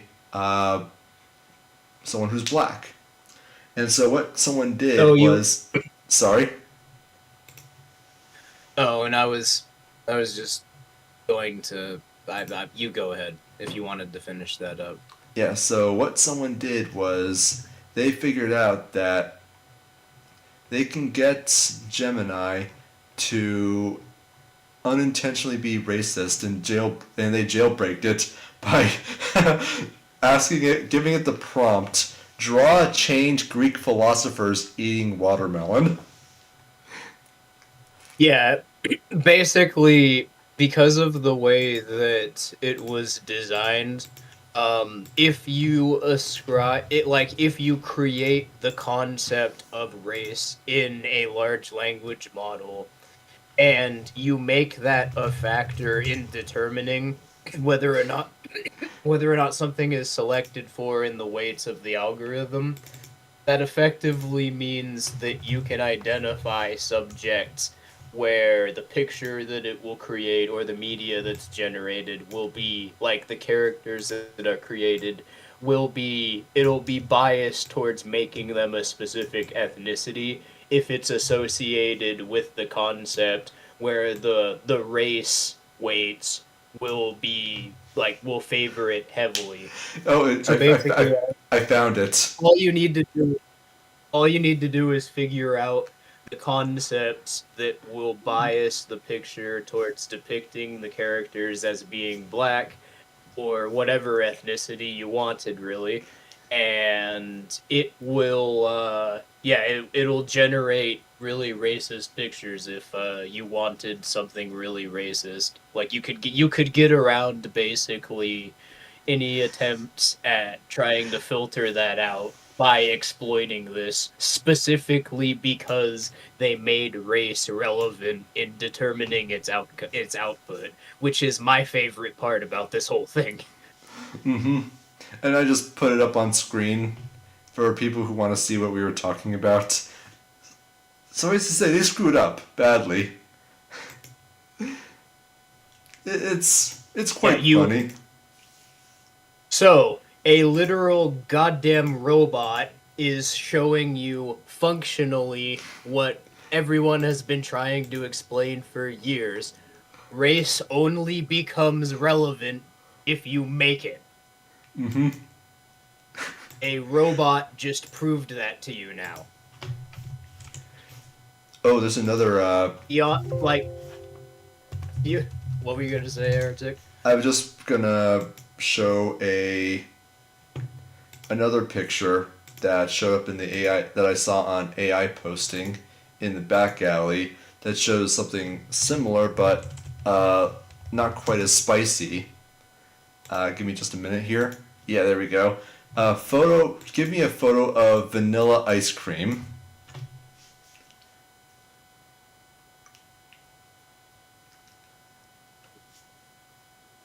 Okay.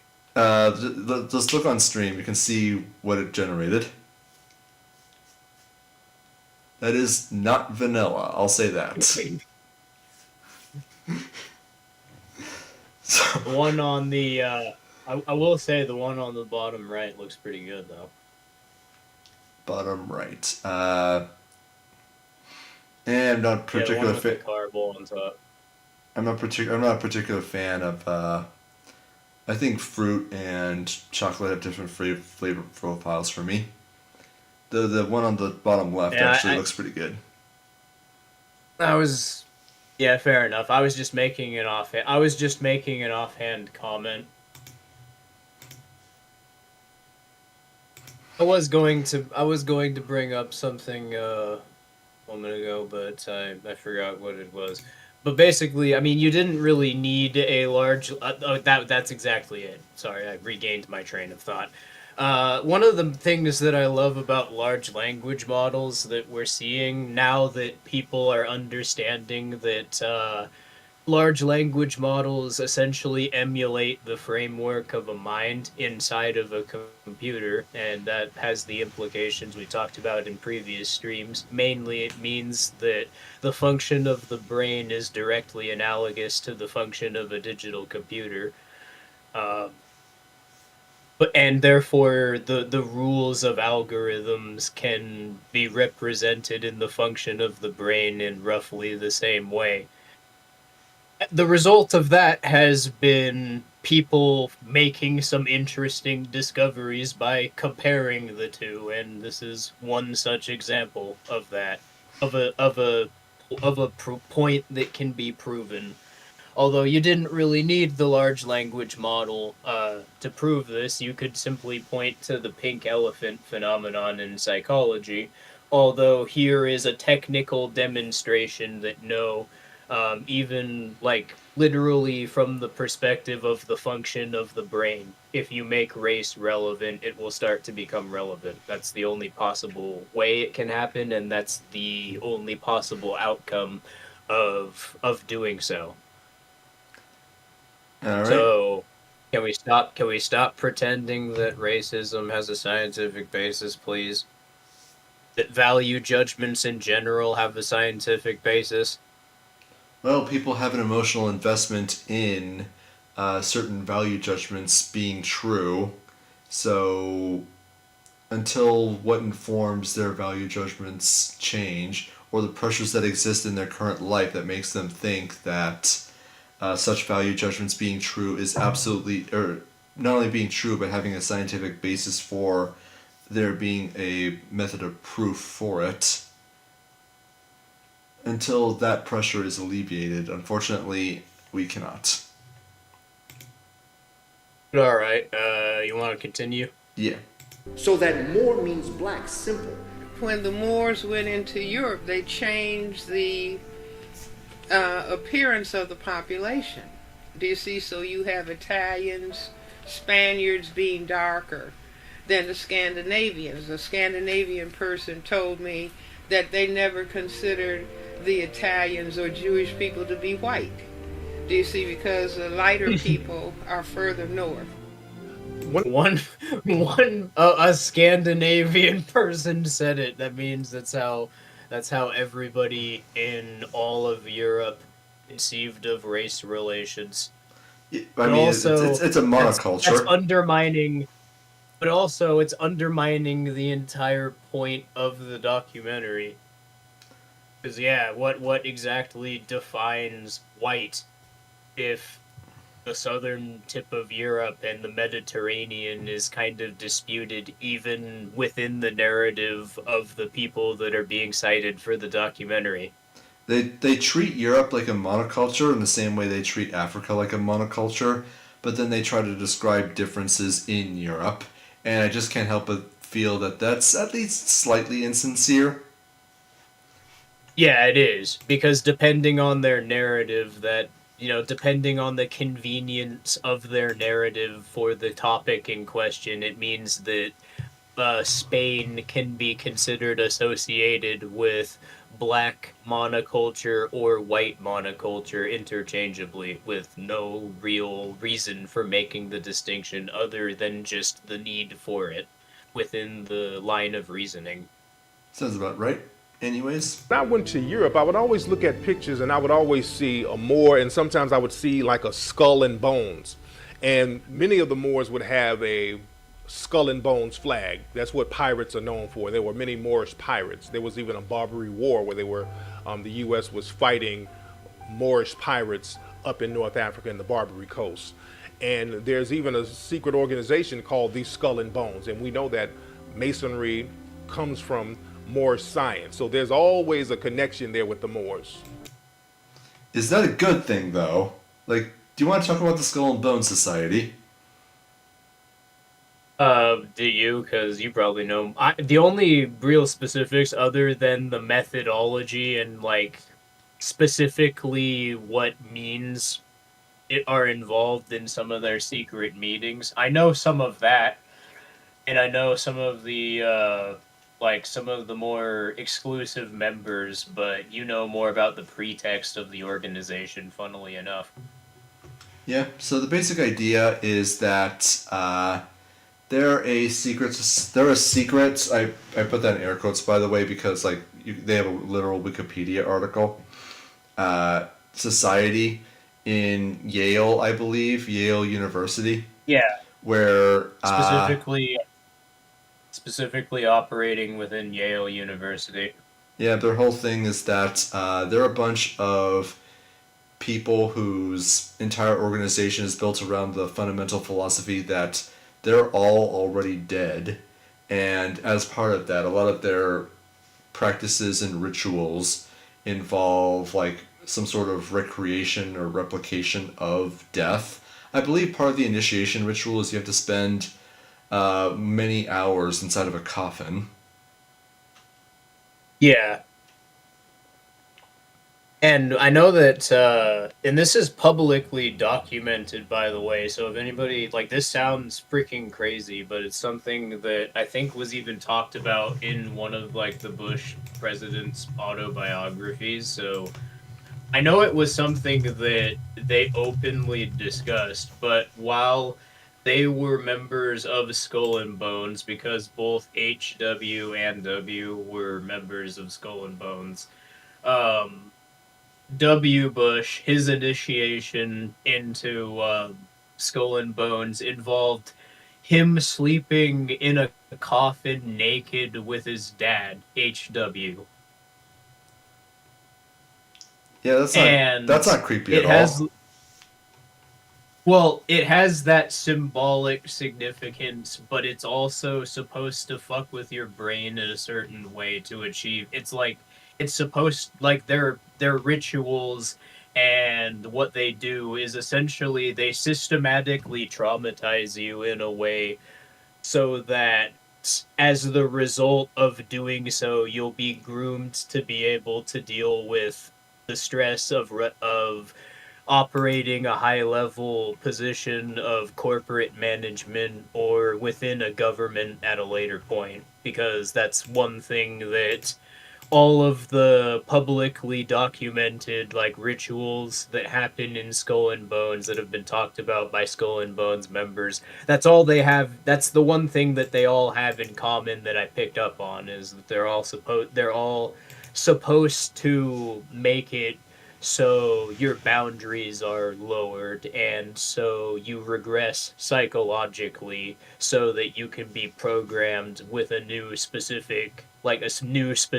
type of thinking associated with performing something in the act of performing the ritual. And in what happened between W. Bush and his dad, what I'm guessing the point of that was to eliminate within W. Bush's mind the emotional investment he would have in his own family relations. Yep. They are vulnerable and they're basically already dead. Well, and that's exactly the point of them. It's designed to make you psychologically regress to the point where you can't continue functioning with your current perception of yourself, and the result of performing it will be you coming out in an incredibly vulnerable, suggestive state that essentially allows you to internalize anything immediately afterwards. Makes it very easy for cult practices and indoctrination to commence. Very useful. Now, he also brought up the Barbary Pirates, which, if you know history, you know that those guys were very bad dudes. As in, like, normally what, like, the thing, like, at the height of Atlantic piracy, typically what would happen is that pirates would go to your ship, they might capture a ship, or just like take everything and then leave. But no, the Barbary pirates would just kill everybody, like just endless bloodshed and murder. That's not a good thing. And generally speaking, it's like any kind of thing that openly advertises itself using like death and death symbolism. Usually not. It's usually not a positive thing. Usually, it's they're symbolic a cult of like that's engaging. Yeah, they're a cult that's engaging in some sort of practice like I described, which means whatever they're doing's probably not good. yeah. In this case, it's psychological manipulation or just straight up murder. Well, which one's better or worse? I think it's fair for the audience to decide. It's yeah, as J.C. Armitage said, it is extremely disturbing, and there's really no need to include any witty remarks about it. Yeah, the death symbolism means they're turning people into Manchurian candidates for a specific purpose, so stay away. Mm-hmm. And it's important that as we begin to develop an understanding of this society, that it's not Freemason as we know it. And that the Moors brought in this knowledge into Europe. Africans brought this knowledge into Europe. And in bringing this knowledge into Europe, the Knights Templars and other organizations were born out of this. And peoples of European descent were exposed to alchemy, okay? The periodic table of elements, the laboratory, how to take information. Alchemy and the periodic table of elements are not even related. Like, I'm just naming smart sounding things. Yeah, are we going to go into the truth behind the what's it called, the period of time when the Islamic world was seriously developing scientifically? The Muslim Golden Age, is that what it's called? I actually don't remember the historical term. The Islamic Golden Age. Yeah, it's I think about 800, 1200 AD. Yeah, I think we'll want to bring that up a little later, not right now, but there's actually a very good and very simple reason that happened. We'll bring it up when it comes up again. Anyways, I'm just going to continue here. How to take elements and atoms. Sorry, that's and 600 to 1200. My bad. All right. I just wanted to correct myself very quickly because I wanted to double check that to make sure. All right. 650 seems to be generally. All right. All right, let's continue. Make them into different types of molecules. The basic one is hydrogen, 2 hydrogen is helium, 3 hydrogen is lithium, 6 is carbon, 8 is oxygen. So you have this alchemy. So pretty sure that's not even right, but it might be stone. So yeah, I'm just thinking like I seriously doubt that when the Moors arrived into Europe, that they had a modern understanding of chemistry, and they just called it alchemy. That just doesn't follow. Yeah, I don't have an informed perspective on what's being described, but based on what I do have an informed perspective on that has been described, and I'm going to go ahead and guess that that's not even remotely true. And they're going to begin to study, they're going to begin to learn, they're going to create societies that's going to develop an understanding. This is going to be what eventually is going to become Freemasonry, because only a select group of people in Europe is going to be exposed to this information. But the secret of Masonry, of who we really are, the Moors, is being here on this land, this particular land. Because it was called, in many names, you had Turtle Island, that we called it, or Tula, or El Morocco, the different terms that we had. And the original map of America was written by a guy named Idrisi. The original map was written in Sanskrit. Antarctica was actually mapped by a Moor. Do we have the Sanskrit map? Or any proof that it existed? No. No, you're asking me. Well, you know. I'm asking these guys rhetorically. I don't think they do, even though they cited that it existed. And even if it doesn't exist, which I mean, like historical artifacts get destroyed and lost over time for various reasons, I get it. You can at least find a reference to it having existed to prove your point. Yeah. And most people don't know it was mapped by a Moor.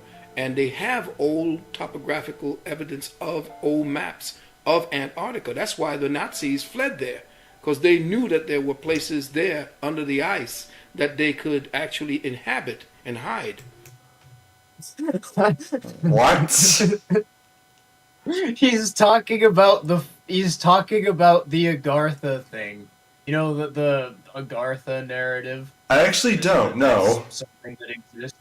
That's what he's talking about, and he describes it like it's something that's not controversial. That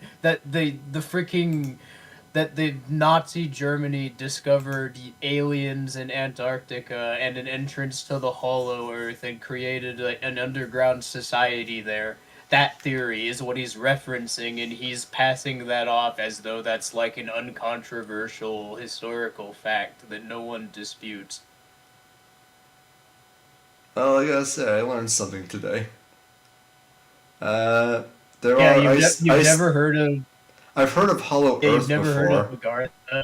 I don't think I've heard that term before. I have heard of Hollow Earth. I haven't looked into it because it's frankly unbelievable. I am just I am just I can't help but think, like, did he mean to say Argentina? No, there is. He's talking about Antarctica, and I know what he is referencing, and that's what I'm describing. There's like this, like, it's like more fringe than flat Earth, but yeah, there's this group. There's this. I'm not even exactly sure if these people there is an actual narrative here, and the people promoting it are dedicated, but it's so absurd and. Like, I'm not exactly convinced that some of these people are trolls, but some of them are definitely taking it seriously. But anyway, there is this historical narrative that, yes, there is like an underground, super advanced society of Nazis set up underneath Antarctica because Nazis discovered a bunch of alien technology when they discovered an entrance to the Hollow Earth. That's like the gist of the narrative.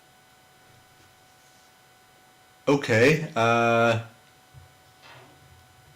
trying to wrap my head around that. I'm still trying to wrap my head around it. So Hyperborea is real. It's not something. Yeah, it's not something that's even remotely taken seriously by anyone except for like the kind of people that would watch those TikTok videos claiming 300 or 400 years of history didn't exist and being like, "Wow, that's incredible." I'm just not having the critical thinking skills to question that. To those kinds of people. I am still just trying to wrap my head around this, and I don't think I'm doing a very good job at it. Because all I can think about is what are the implications of the ice Nazis? What does that mean? Yeah, I agree with JC in chat. Some of these more recent theories that people are speculating and coming up with sound like the plot of actual science fiction.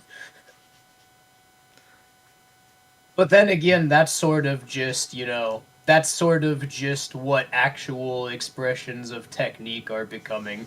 You know, what would have been science fiction 40 years ago. Yeah, if we can find an entrance to the Hollow Earth, I would actually be impressed. But right now, I'm not suggesting the Hollow Earth. Like, I'm not suggesting there's any validity to that. I know there isn't. I know there isn't. Is that what? I'm just okay. I read into that something strange then, like you thought I was suggesting that in my previous comment. Yeah. Anyways, let's continue. We know for a fact that the first Umayyad and Abbasid dynasty, we know they were black. We know that they were what we call Arabs, but there's no such thing as an Arab.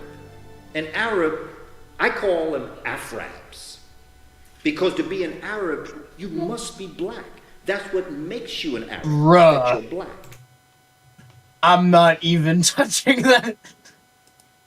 So I'm not even touching that one. I actually can, okay? And here's what I'm going to say. So, Arabs don't exist, but Arabs are also black. No, you're not. You're not. You're just black. You're not something different.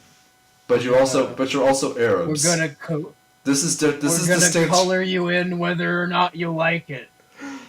So, and now, remember, simultaneously, Arabs don't exist, but they're also black. Also, Moors are black. And not only that, but all black people are Moors. So, are these more Arabs? Like, are they Arab Moors, or how does that work? I have no idea. This is nuts. This is insanity. Yeah, this is just getting The term ridiculous. Arab, that's a loose term. Arab doesn't really identify nationality or race, because there are Moors who were Arabs, there were Moors who were Christians. So the word Moor, a lot of people try to make Moor synonymous with light or white skin, but that's not necessarily the case, because you remember even when Barack Obama was trying to get elected in America, when people tried to slander him, they would say, oh, he's an Arab. So people know that an Arab is... No, they were saying that he's a Muslim. No one said... He's an Arab. Everybody knew that he was... Everybody knew that he was half black. Like, that was... I was there. I actually remember a lot of the controversy about it. I actually remember it pretty clearly. Nobody was saying he was Arab. That was not controversial. I just think that's funny to picture people on Fox at the time openly just angrily shouting about Obama being a fucking Arab.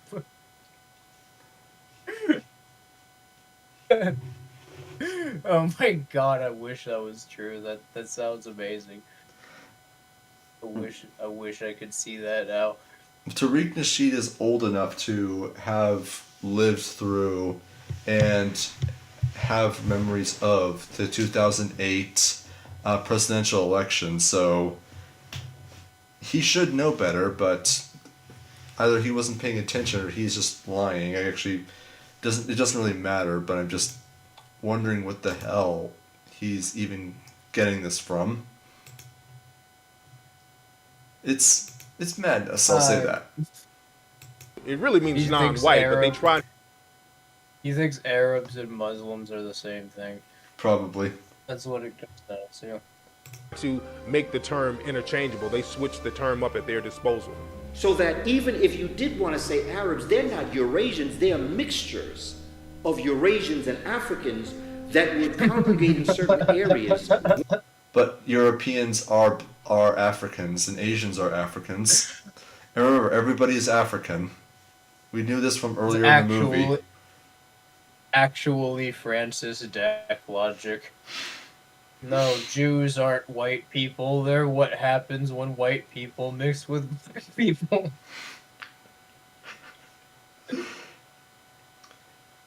How do these people function genuinely?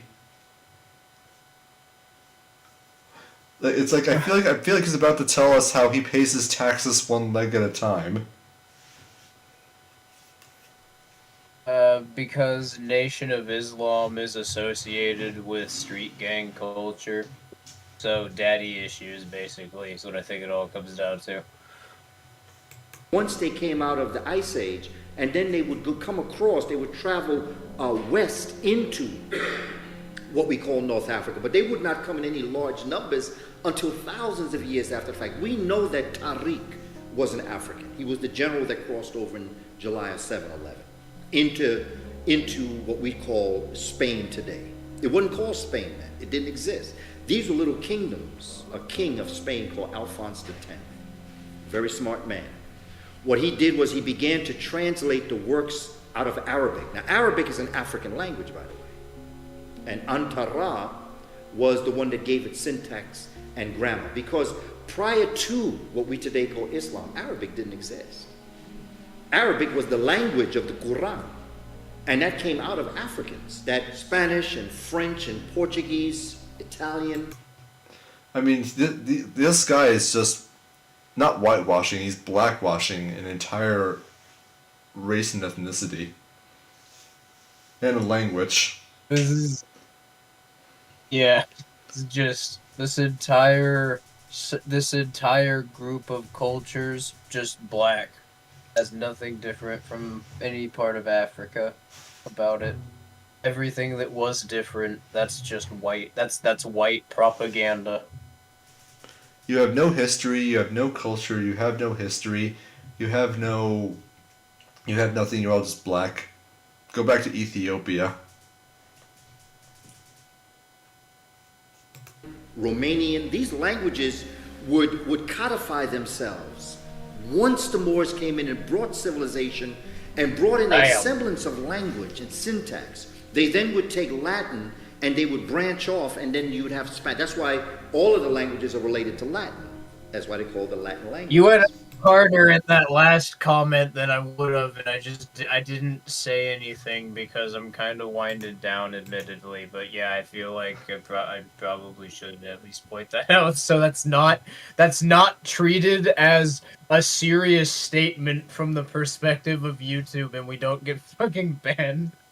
I had to interject that all of this is like in jest. We're not racist. Please don't slap us.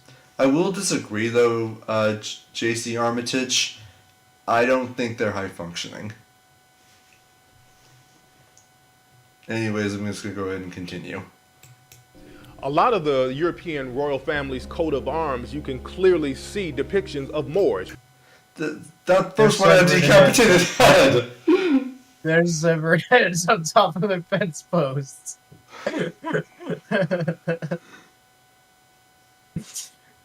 They love black people, so they stuck their heads on their fences. That is a very interesting interpretation. I can just imagine it's like typically like you can just imagine like imagine your castle comes under attack by say Moorish marauders. You fight them off, capture a few of them, decapitate them, then put their heads on pikes as a warning. It's the Europeans trying to emulate the Africans in North America creating totem poles. That was the Europeans' attempt at a totem pole. Well, what goes on is that, so you're setting up the pikes with the severed heads, and you're set the last one up, and you're just like, look to your buddy, just like, do you think the Moors will get the warning? Oh, I think that they'll see their severed heads of their buddies, and they'll realize, like, they're not going to screw around with us. And then the Moors come back, and they're just like, look how highly they honor us, that they put our heads on the highest points of their castle. They literally want everybody to look up at us at all times.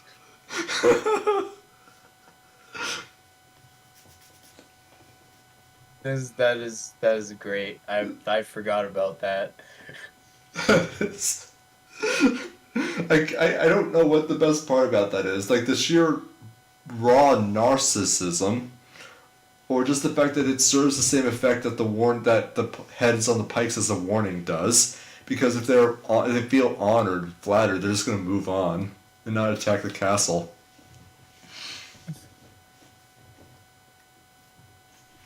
Anyways, I was just going to continue. It's great. Many of the original castles of Europe were built by the Moors. There are many Moorish castles in Spain, Italy, England, and some of these castles, they can be seen in Africa as well. A lot of people don't know that there are castles all throughout Ethiopia. We never see that on television. We always see the cats and the dudes in the mud huts and people starving in Ethiopia, but there are very well-designed castles all over Ethiopia. The reason you see that is because that's what Ethiopia looks like now. Yeah, they don't not. What? They don't live in these castles. Yeah, let's see. Most of Ethiopia is the Danakil Desert, which is literally inhospitable to life, or at least a good section of the country is. A good section. It's directly bordered by Eritrea, which is like North Korea in Africa, and it behaves exactly like North Korea does towards South Korea, except Ethiopia taking the place of South Korea. Um, and on top of that, there's a bunch of civil wars happening within Ethiopia constantly. So that is the reason that Ethiopia is like that. Also, And that is just an accurate depiction of what life in Ethiopia is like. also, these have clearly different architectural styles than the Moorish castles in Spain do. Like, for one thing, Moorish castle architecture doesn't make use of those rounded archways, particularly the crenellations along the battlements. That is, I don't know what that's from, but that's definitely not Moorish. It occurs to me that these are probably like built during like Christian missions, like built by missionaries. I don't know for sure, but I'm positing that forwards as a possibility. And that they're fortified because, you're kind of in Muslim territory, and they don't really usually, especially historically, didn't take kindly to Christians existing. Another reason why Ethiopia is a shithole today: tensions between Islamists and really radical Christian groups being sponsored by political organizations abroad and becoming militant as a result. Yeah, So they have their version of Muslims and Christians are just militant groups trying to kill each other in the street. Yep, that sounds about right. And a lot of the Moors, you can see pictures and paintings of them in castles in Europe. You can look at old paintings and see this. What you're looking at when you see the cathedrals, that's all Moorish architecture. That's not Moorish architecture. That is a very bad timing. See pictures and paintings of them in castles in Europe. You can look at old paintings and see this. What you're looking at when you see the cathedrals, that is definitely not Moorish architecture, but it's not Gothic either. I'm not sure what that is. I don't even think that's in where is that? I don't know what that is. It's certainly cathedral-like, and it might actually be a cathedral. But it's got Roman elements, but it's also got, it does have some Gothic elements. Not sure what that is. Architecture is a topic that I very much have to do research into. Yeah, I can see a bunch of elements, but it doesn't look Moorish to me. Moorish is a lot more, I don't want to say, I really do not want to say brutalist, because Moorish architecture actually is stylish, but it definitely does make use of a lot of very simple shapes. Suggestions in chat were somewhere in India. I'm gonna definitely not. But Notre Dame was a suggestion. I'm pretty sure this isn't I'm pretty sure that's not Notre Dame. And yeah, I don't know. France? I mean, Yep. I don't. Maybe I doubt. I'm not familiar with It's French entirely architectures specifically. It's entirely possible this is someplace in Africa, but this structure, it was built when it was colonized by some European empire. Yeah, I'm trying to. I can't. And it's in one of their capital cities, because there's a couple of places in Africa that are like that, where they're capital cities. There are some very obviously European buildings just standing in the the skyline. Yeah, and Yeah, I don't know what that is. Like- Anyways, sorry. By European, I just wanted to clarify, like Gothic architecture that clearly did not come, it did not come out of the Gulf states or some part of Africa. Anyways, That's all Moorish architecture, taken to the extent to the next level. In fact, Alright, we know for a fact. All right. Get this specific. Can I pause book this? once more. Can I that pause you this? see That was sorry. into the extent to the next. That is definitely not Moorish architecture. That looks, you can definitely tell, at least by the indentation. Like it's not Gothic, but it's definitely Gothic inspired. If anything, it looks like a combination of brutalist and Gothic architecture. Next level. In fact, we know for a fact. That is 100% Gothic. Like, not even remotely anything else. And I have to get this specific book once more. But all of the cathedrals that you see built in England, the island of England, were built by the Moors. By the time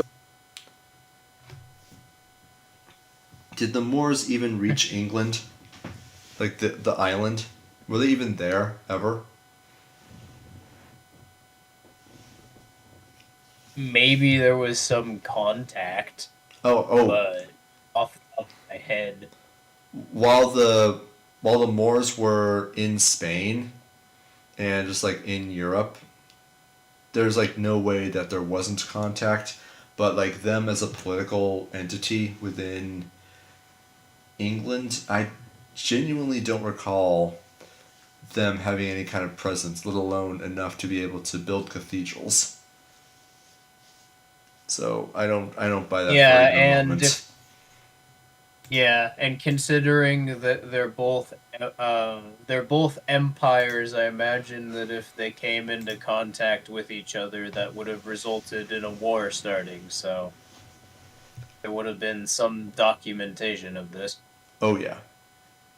the Moors got into Europe, the illiteracy rate was very high because there was no practical reason for people to read at the time because people were really trying to survive. So the only people who could read at the time were monks or religious figures. So the Moors went into Europe and they started to establish universities. The first university created in Europe. So assuming that even that take is 100% correct, how does establishing universities increase literacy, or improve the problem that is people not being able to read because they're too busy farming so that they don't starve to death?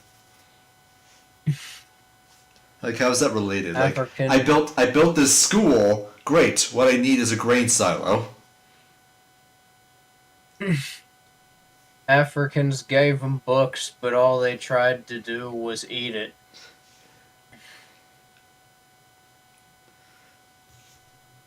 University of Salamanca. They created the education system that Europe adopted. They brought in what became classical music.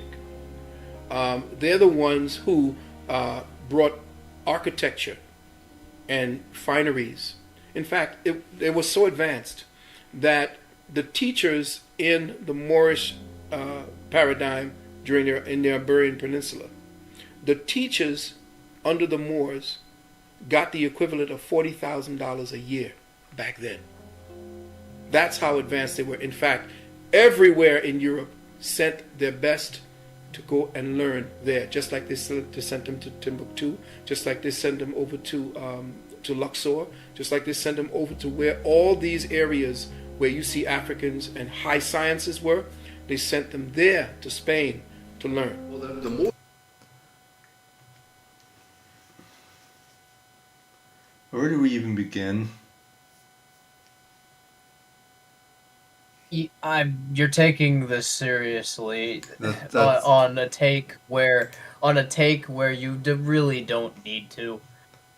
There's so much evidence of the aristocracy in Europe having custom designed courses specifically like by their own regimes for their own kids. That was done specifically so that the kid was brought up in an environment they would be prepared for based on geopolitical trends while the kid is growing up, or like while like they're in early infancy and they're contemplating this, the people running the state. At least this like that's how feudal states would operate previously. So the idea that everybody sent their kids to be privately tutored in a part of Africa, that's just obvious nonsense. That check doesn't balance. Was brought in the first music conservatory into Valencia, Spain. They brought Ziriab into Spain, and he brought in a chordophone known as the lute, L'-O-U-D. We call it lute, L-U-T-E. It's a chordophone, and it has 4 chords. And you know the hormones of the body, the humors. Africans would heal people when you had clogs in your liquid systems. Okay, whether it was your mucus or whether it was your hormones, whether it was your phlegm, whether it was your blood, whatever was clogged up, what they do is that they would put this chordophone over your body and they would strum, right? And in strumming, the vibration of the string would open up whatever was clogged. Okay. That shit-eating grin is how you know he's pulling one over you. He's literally referring to humors in medicine, you know, like how people believed the body functioned before germ theory. Yeah, was accepted. Yeah, and it's just like you're actually trying to pass that off as though some great technological or technical innovation. Is that wise? Is that the hill you really want to die on? Yeah, the way that the body was thought to function before germs were widely known about, before cells and diseases more specifically. But yeah, that is a pretty good description of the way that it was thought of. It's like the body is tubes with fluid running in it, and it gets clogged. Some of them get clogged up in a certain order, and that's why diseases happen. Obviously, that's not actually what's happening, but that's the way that that was the assumption methodologies hundreds of years ago would be operating around in informing their methods. Mm-hmm. Anyways, I'm just gonna... That's what he's talking about. Yeah. Ziriab, in his brilliance, added a 5th string. And this 5th string was for plasma, which is invisible liquid, which is the origins of the universe. And this just healed your entire system, your entire body. When you look at a piano is a harp turned sideways. That's why when you look at a baby grand piano, it's shaped like a harp. Then you take the top up and you put a stick there so that it's open, right? So that Africans said that instead of strumming strings to make the sound, what they would do is they would put it to its side, encase it in wood, and then you would hit keys. And the keys then would hit the strings and it would be a different kind of sound. And so when you're looking at Baroque music, which Bach is really given credit for developing, that came out of Africa. Okay, Africa. In fact, Africans have the finger piano that they play. All they did was take the concept of the finger piano, the xylophone, and this harp turned sideways, and that became piano. Out of that came what we call classical music, and this is why when I hear African folk talk about, because I enjoy classical music. I play classical music, I enjoy listening to classical music, but that's black music, that's soul music.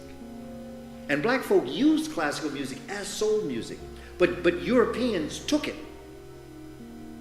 And so now when we look at what we call classical music. But Europeans were black. How could they take something? How can Africans take something from Africans? Yeah, the Renaissance movement, and therefore everything that emerged out of it, including classical music, was based on African innovations. Remember? Even though the Africans, it was an African innovation. Even though the Africans were chased out by the Crusades before the Renaissance began. Just Tchaikovsky or Beethoven or Mozart or any of the so-called classical pianists or classical musicians, we say, oh man, that's white music. That's not white music. We don't know our history. Blackamoor jewelry is this. I don't think you know your history, sir. Or at the very least, you're so insistent on pulling one up on people. This guy, like, I'm really convinced that guy in particular is a pathological liar. He genuinely sees lying as an end unto itself, which is probably why he agreed to appear on this movie. Because there's going to be so many gullible people who are willing to put this on, and he probably takes joy at the possibility that some teacher is going to show this in some inner city public school. All right. Well, I just want to issue a major correction. My stoned ass thought that music theory was an innovation of the Renaissance. That's not true. I'm nipping that in the bud right now. Fair enough. My bad. Anyway, let's continue. Ishi Gray says, I have been getting a headache hearing this, lol. Yeah, now imagine the agony I have to endure. Esso is stoned. I am not. So that should give you an idea of what I have to go I'm not through. taking... Yeah, and I'm not taking this even remotely as anything other than a joke. That's the reason why I'm getting stoned while I'm watching it and streaming. It's because I know that all I really have to do is just joke about it. Yep, in other words, you got it right. Very expensive jewelry that's sold throughout Europe among wealthy people, and it's jewelry that shows black people in gold, diamonds. It's this very elaborate, beautiful jewelry with African people, and it's very popular in Europe. King Ferdinand. I'm going to be honest, I've never heard about it until this movie. I'll be fair, I'm not really huge on European jewelry trends, so it's possibly just me and my ignorance. I'm also kind of like getting tired too, so there's that as well. My bad. Yeah. And Queen Isabella, when But yeah, they, I'm just finding ended the Moorish Never mind. conquering in Europe, and at that point, that's when the bullfighting started as a game. And I say the symbolism in the bullfights. Like you have the matador in his suit of lights, and he is spending his time getting ready to kill the black bull, which I say represents the Africans. And so they even have the running of the bulls today, where you have Spaniards dressed in white clothes, running but being chased. In the past, it used to be mostly black bulls would be chasing them. And so I say that symbolism related to the, 700 or 800 years when the Moors had conquered Spain. And then the whites defeated the Moors and pushed them back.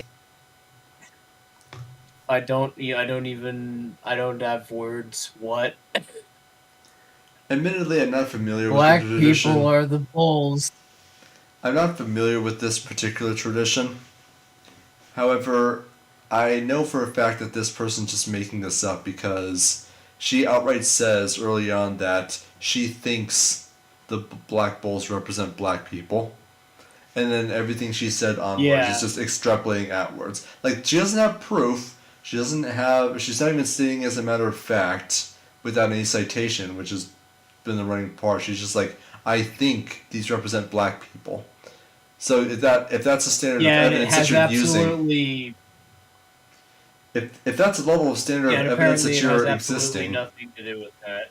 you could just go on to claim like literally anything is a proof of anything else. Alright, so the surface level explanation is that this was apparently a traditional practice that began in like the 14th century by farmers as a way of easily transporting cattle into the cities, which sounds honestly kind of fucking awesome, and I see why it became a festival. But yeah, nothing to do with black people. And 14th century, that is 1300s, I believe. I mean, if you're alive in Spain in the 14th century, it sounds like probably the funnest thing you'll do in your entire life, so why not? Yeah, that's fair. Into Africa, but it's being played out. The fear of the black bull, meaning the black male. And in response, the game ends when the bull is killed. I mean, we all know how to scare off the black male. Hi, Dad! Bruh. It's super easy. You know, when we were growing up, we would always see the toy monkey that you can wind up and it had the cymbals or it had drums. And you wind it up and it would clap. Too. If you look at the way that monkey is dressed, the monkey would usually have on a vest, a fez. There are even some paintings of the monkey wearing a turban. So when you see the turban, we're talking about Moors. When you see black folks with turbans, so people know who the Moors are. You know the racial epithet that black folks look like monkeys. That monkey with the Moorish garb on, that's a way of them kind of low-key insulting black folks without us knowing our origin, because they know who we are. We don't know who we are. So yes, all black people, all white people, of course, were secretly in on this. Remember? Yeah. That hasn't come up yet in any of the clips so far, but I'm happy that it did here because yes, all symbol monkeys secretly represent black people, and white people know this and are just gaslighting black people. That's the reason we don't tell them. So we're just like quietly here laughing at the symbol with the monkeys with the symbols, and we're just like, haha, black people, and then he's coming along and telling us that white people know African people's history, and so they know. So in other words, what he's saying is that Europeans know that black people are monkeys. But here's the thing. Within that internal reasoning, though, black people only represent symbol monkeys only represent black people, I mean, because that was the intent, like if we're taking this at face value, because that was the intent that they were created with. In other words, the only thing that would need to change in order for them to not represent black people would be for you to not interpret it that way. So it's like white people are holding power over them, like their decision whether or not they can choose to do this, but at the same time it only matters because they're letting it. Mm-hmm. It's a bizarre delusion they've created.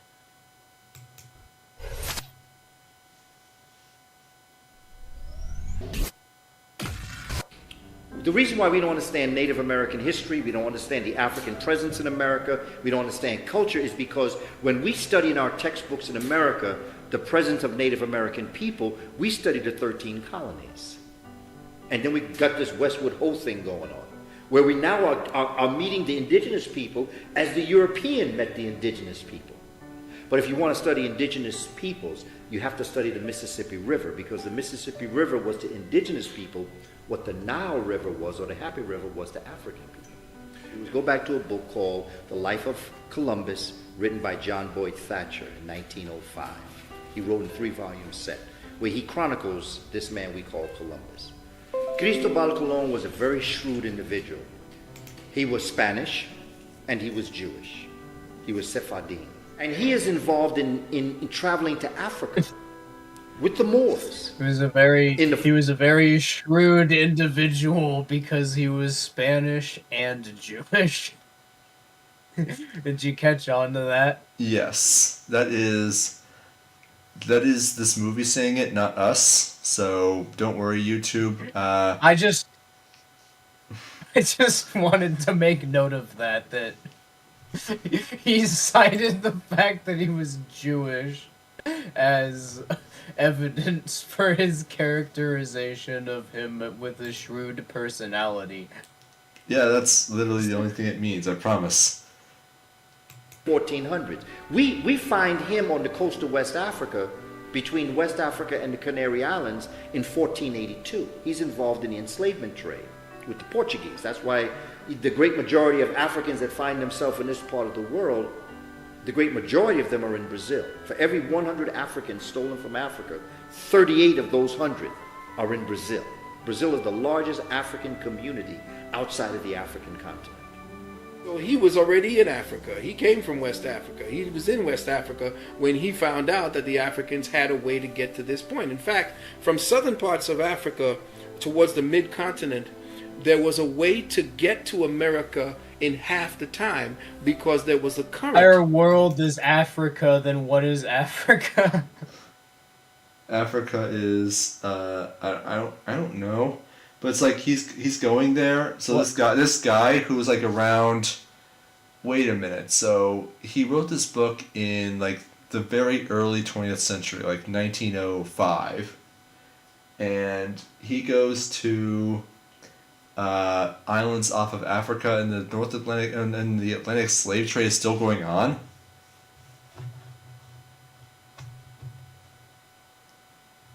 Like, something's not right. Something's not right with this timeline.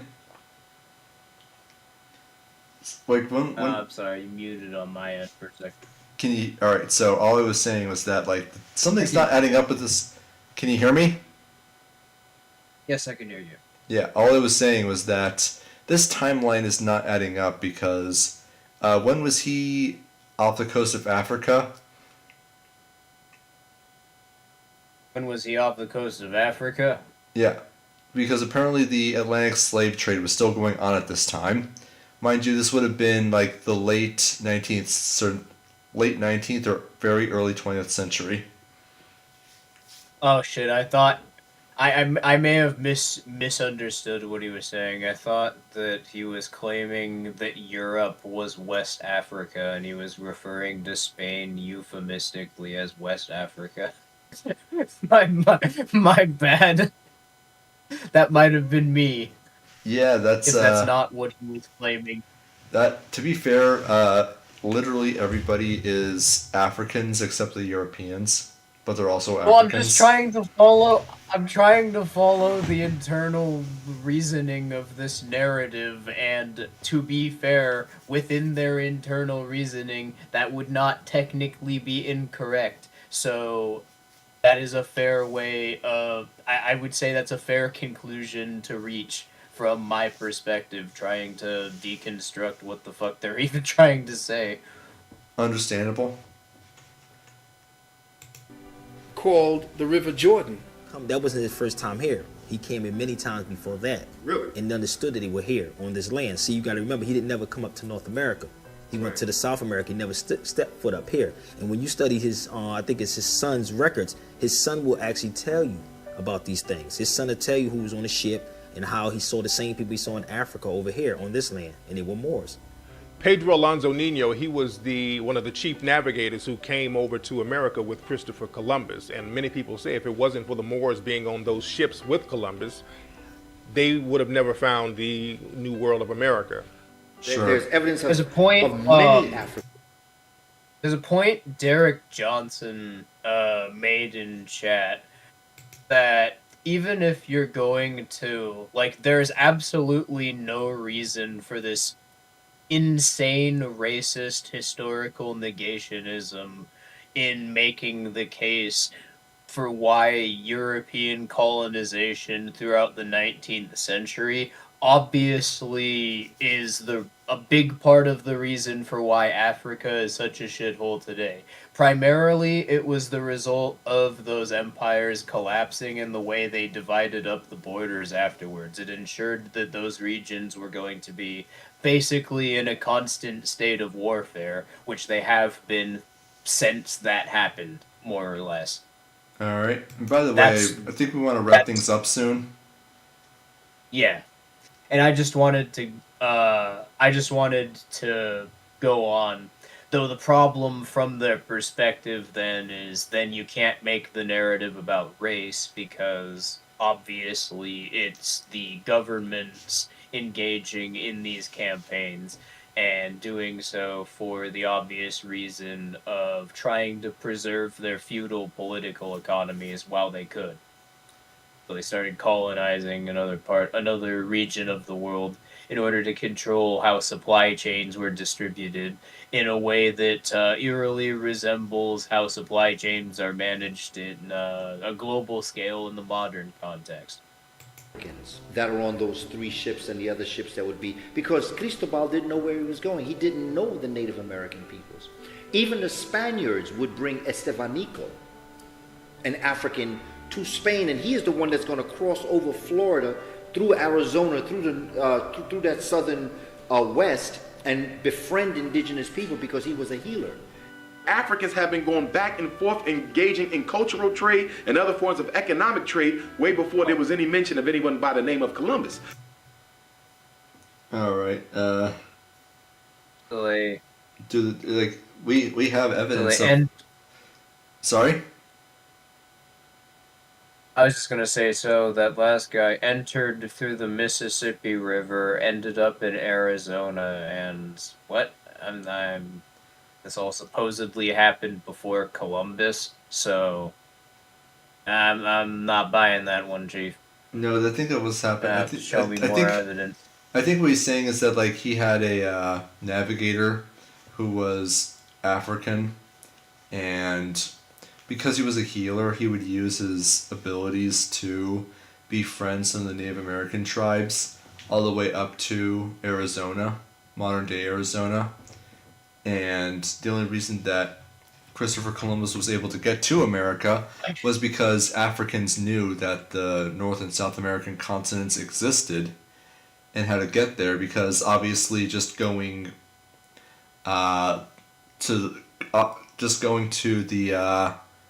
going west and just keep going is too difficult, I suppose. Not to mention that it wasn't like they were trying to do things like look for alternative trade routes to get to the Indies, where spice was a huge trade good.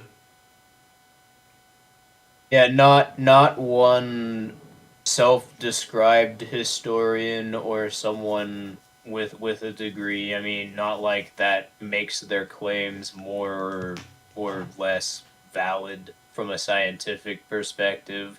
But seriously, it is just random notable figures who happen to be black that have publicly said something that either is going along with the Hotep narrative of the world or can be construed in a way where it fits into the Hotep narrative of the world nicely. But anyway, you want to continue, or do you have anything to say? Not really. I think I'm gonna wrap it up here because I'm starting to get tired as well. Yeah, and I'm sorry for even bringing that up earlier. It's just making it a bit more difficult to come up with things. So, seems like a good place to wrap it up. But, I don't know. If we're gonna... I would absolutely love to continue the Hidden Colors series, but if we do at this point, I think I kind of just want to skip to part 2. Or buck breaking. Let's just go all the way to the end. or do you want? Are you sure about that? Would you guys?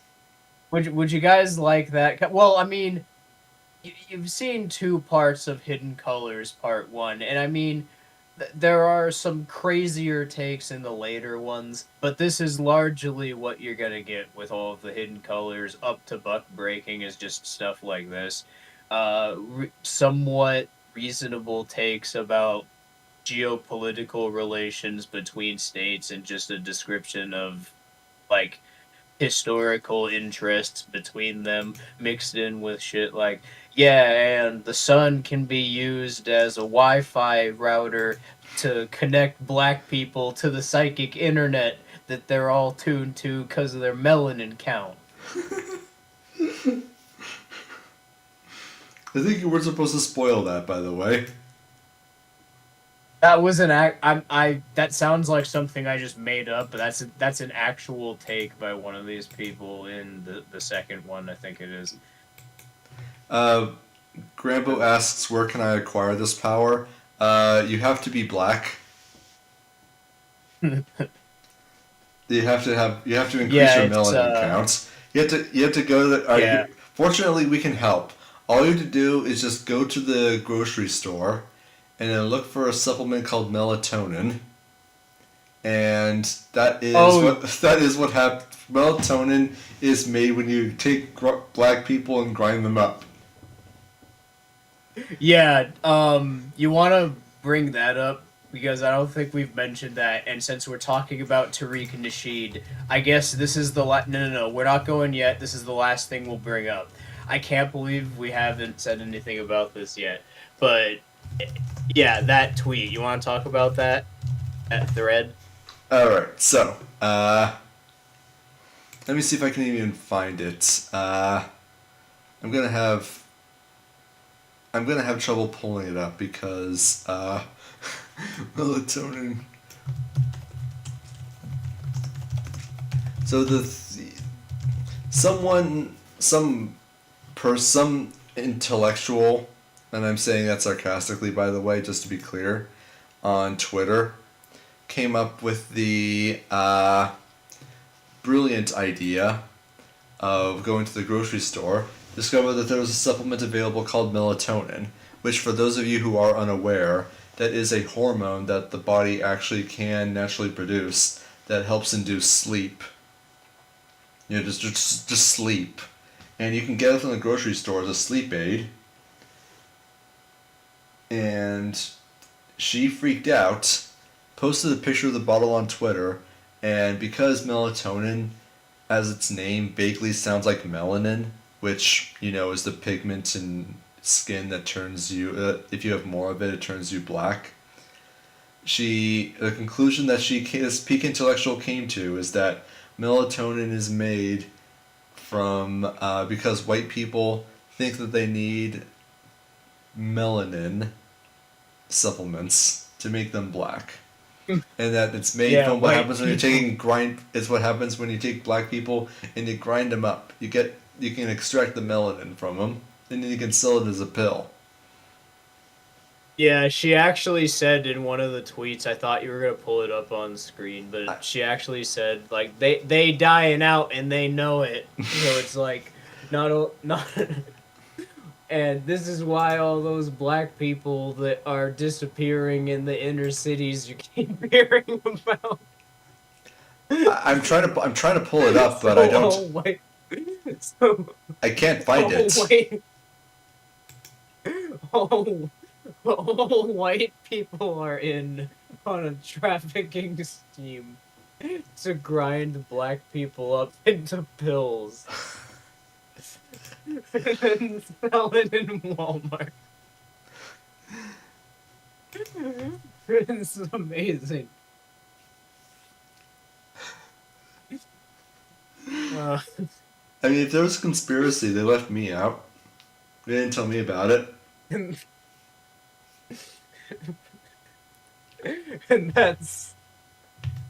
like I said last stream, it's all of this is so much funnier when you keep in mind the subtle insinuation that all white people are consciously aware of it and are just secretly they're making an effort to deliberately keep black people in the dark about it, and that's why none of them know about it.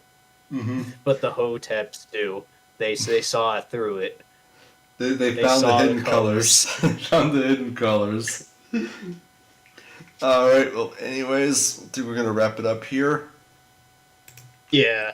Opium will enjoy the stream. Thank you guys for. Yeah, thank you guys for showing up. I really enjoyed this, and we're gonna definitely be doing a lot more pretty soon here. But yeah, we'll be heading out now. Thanks. All right, see ya.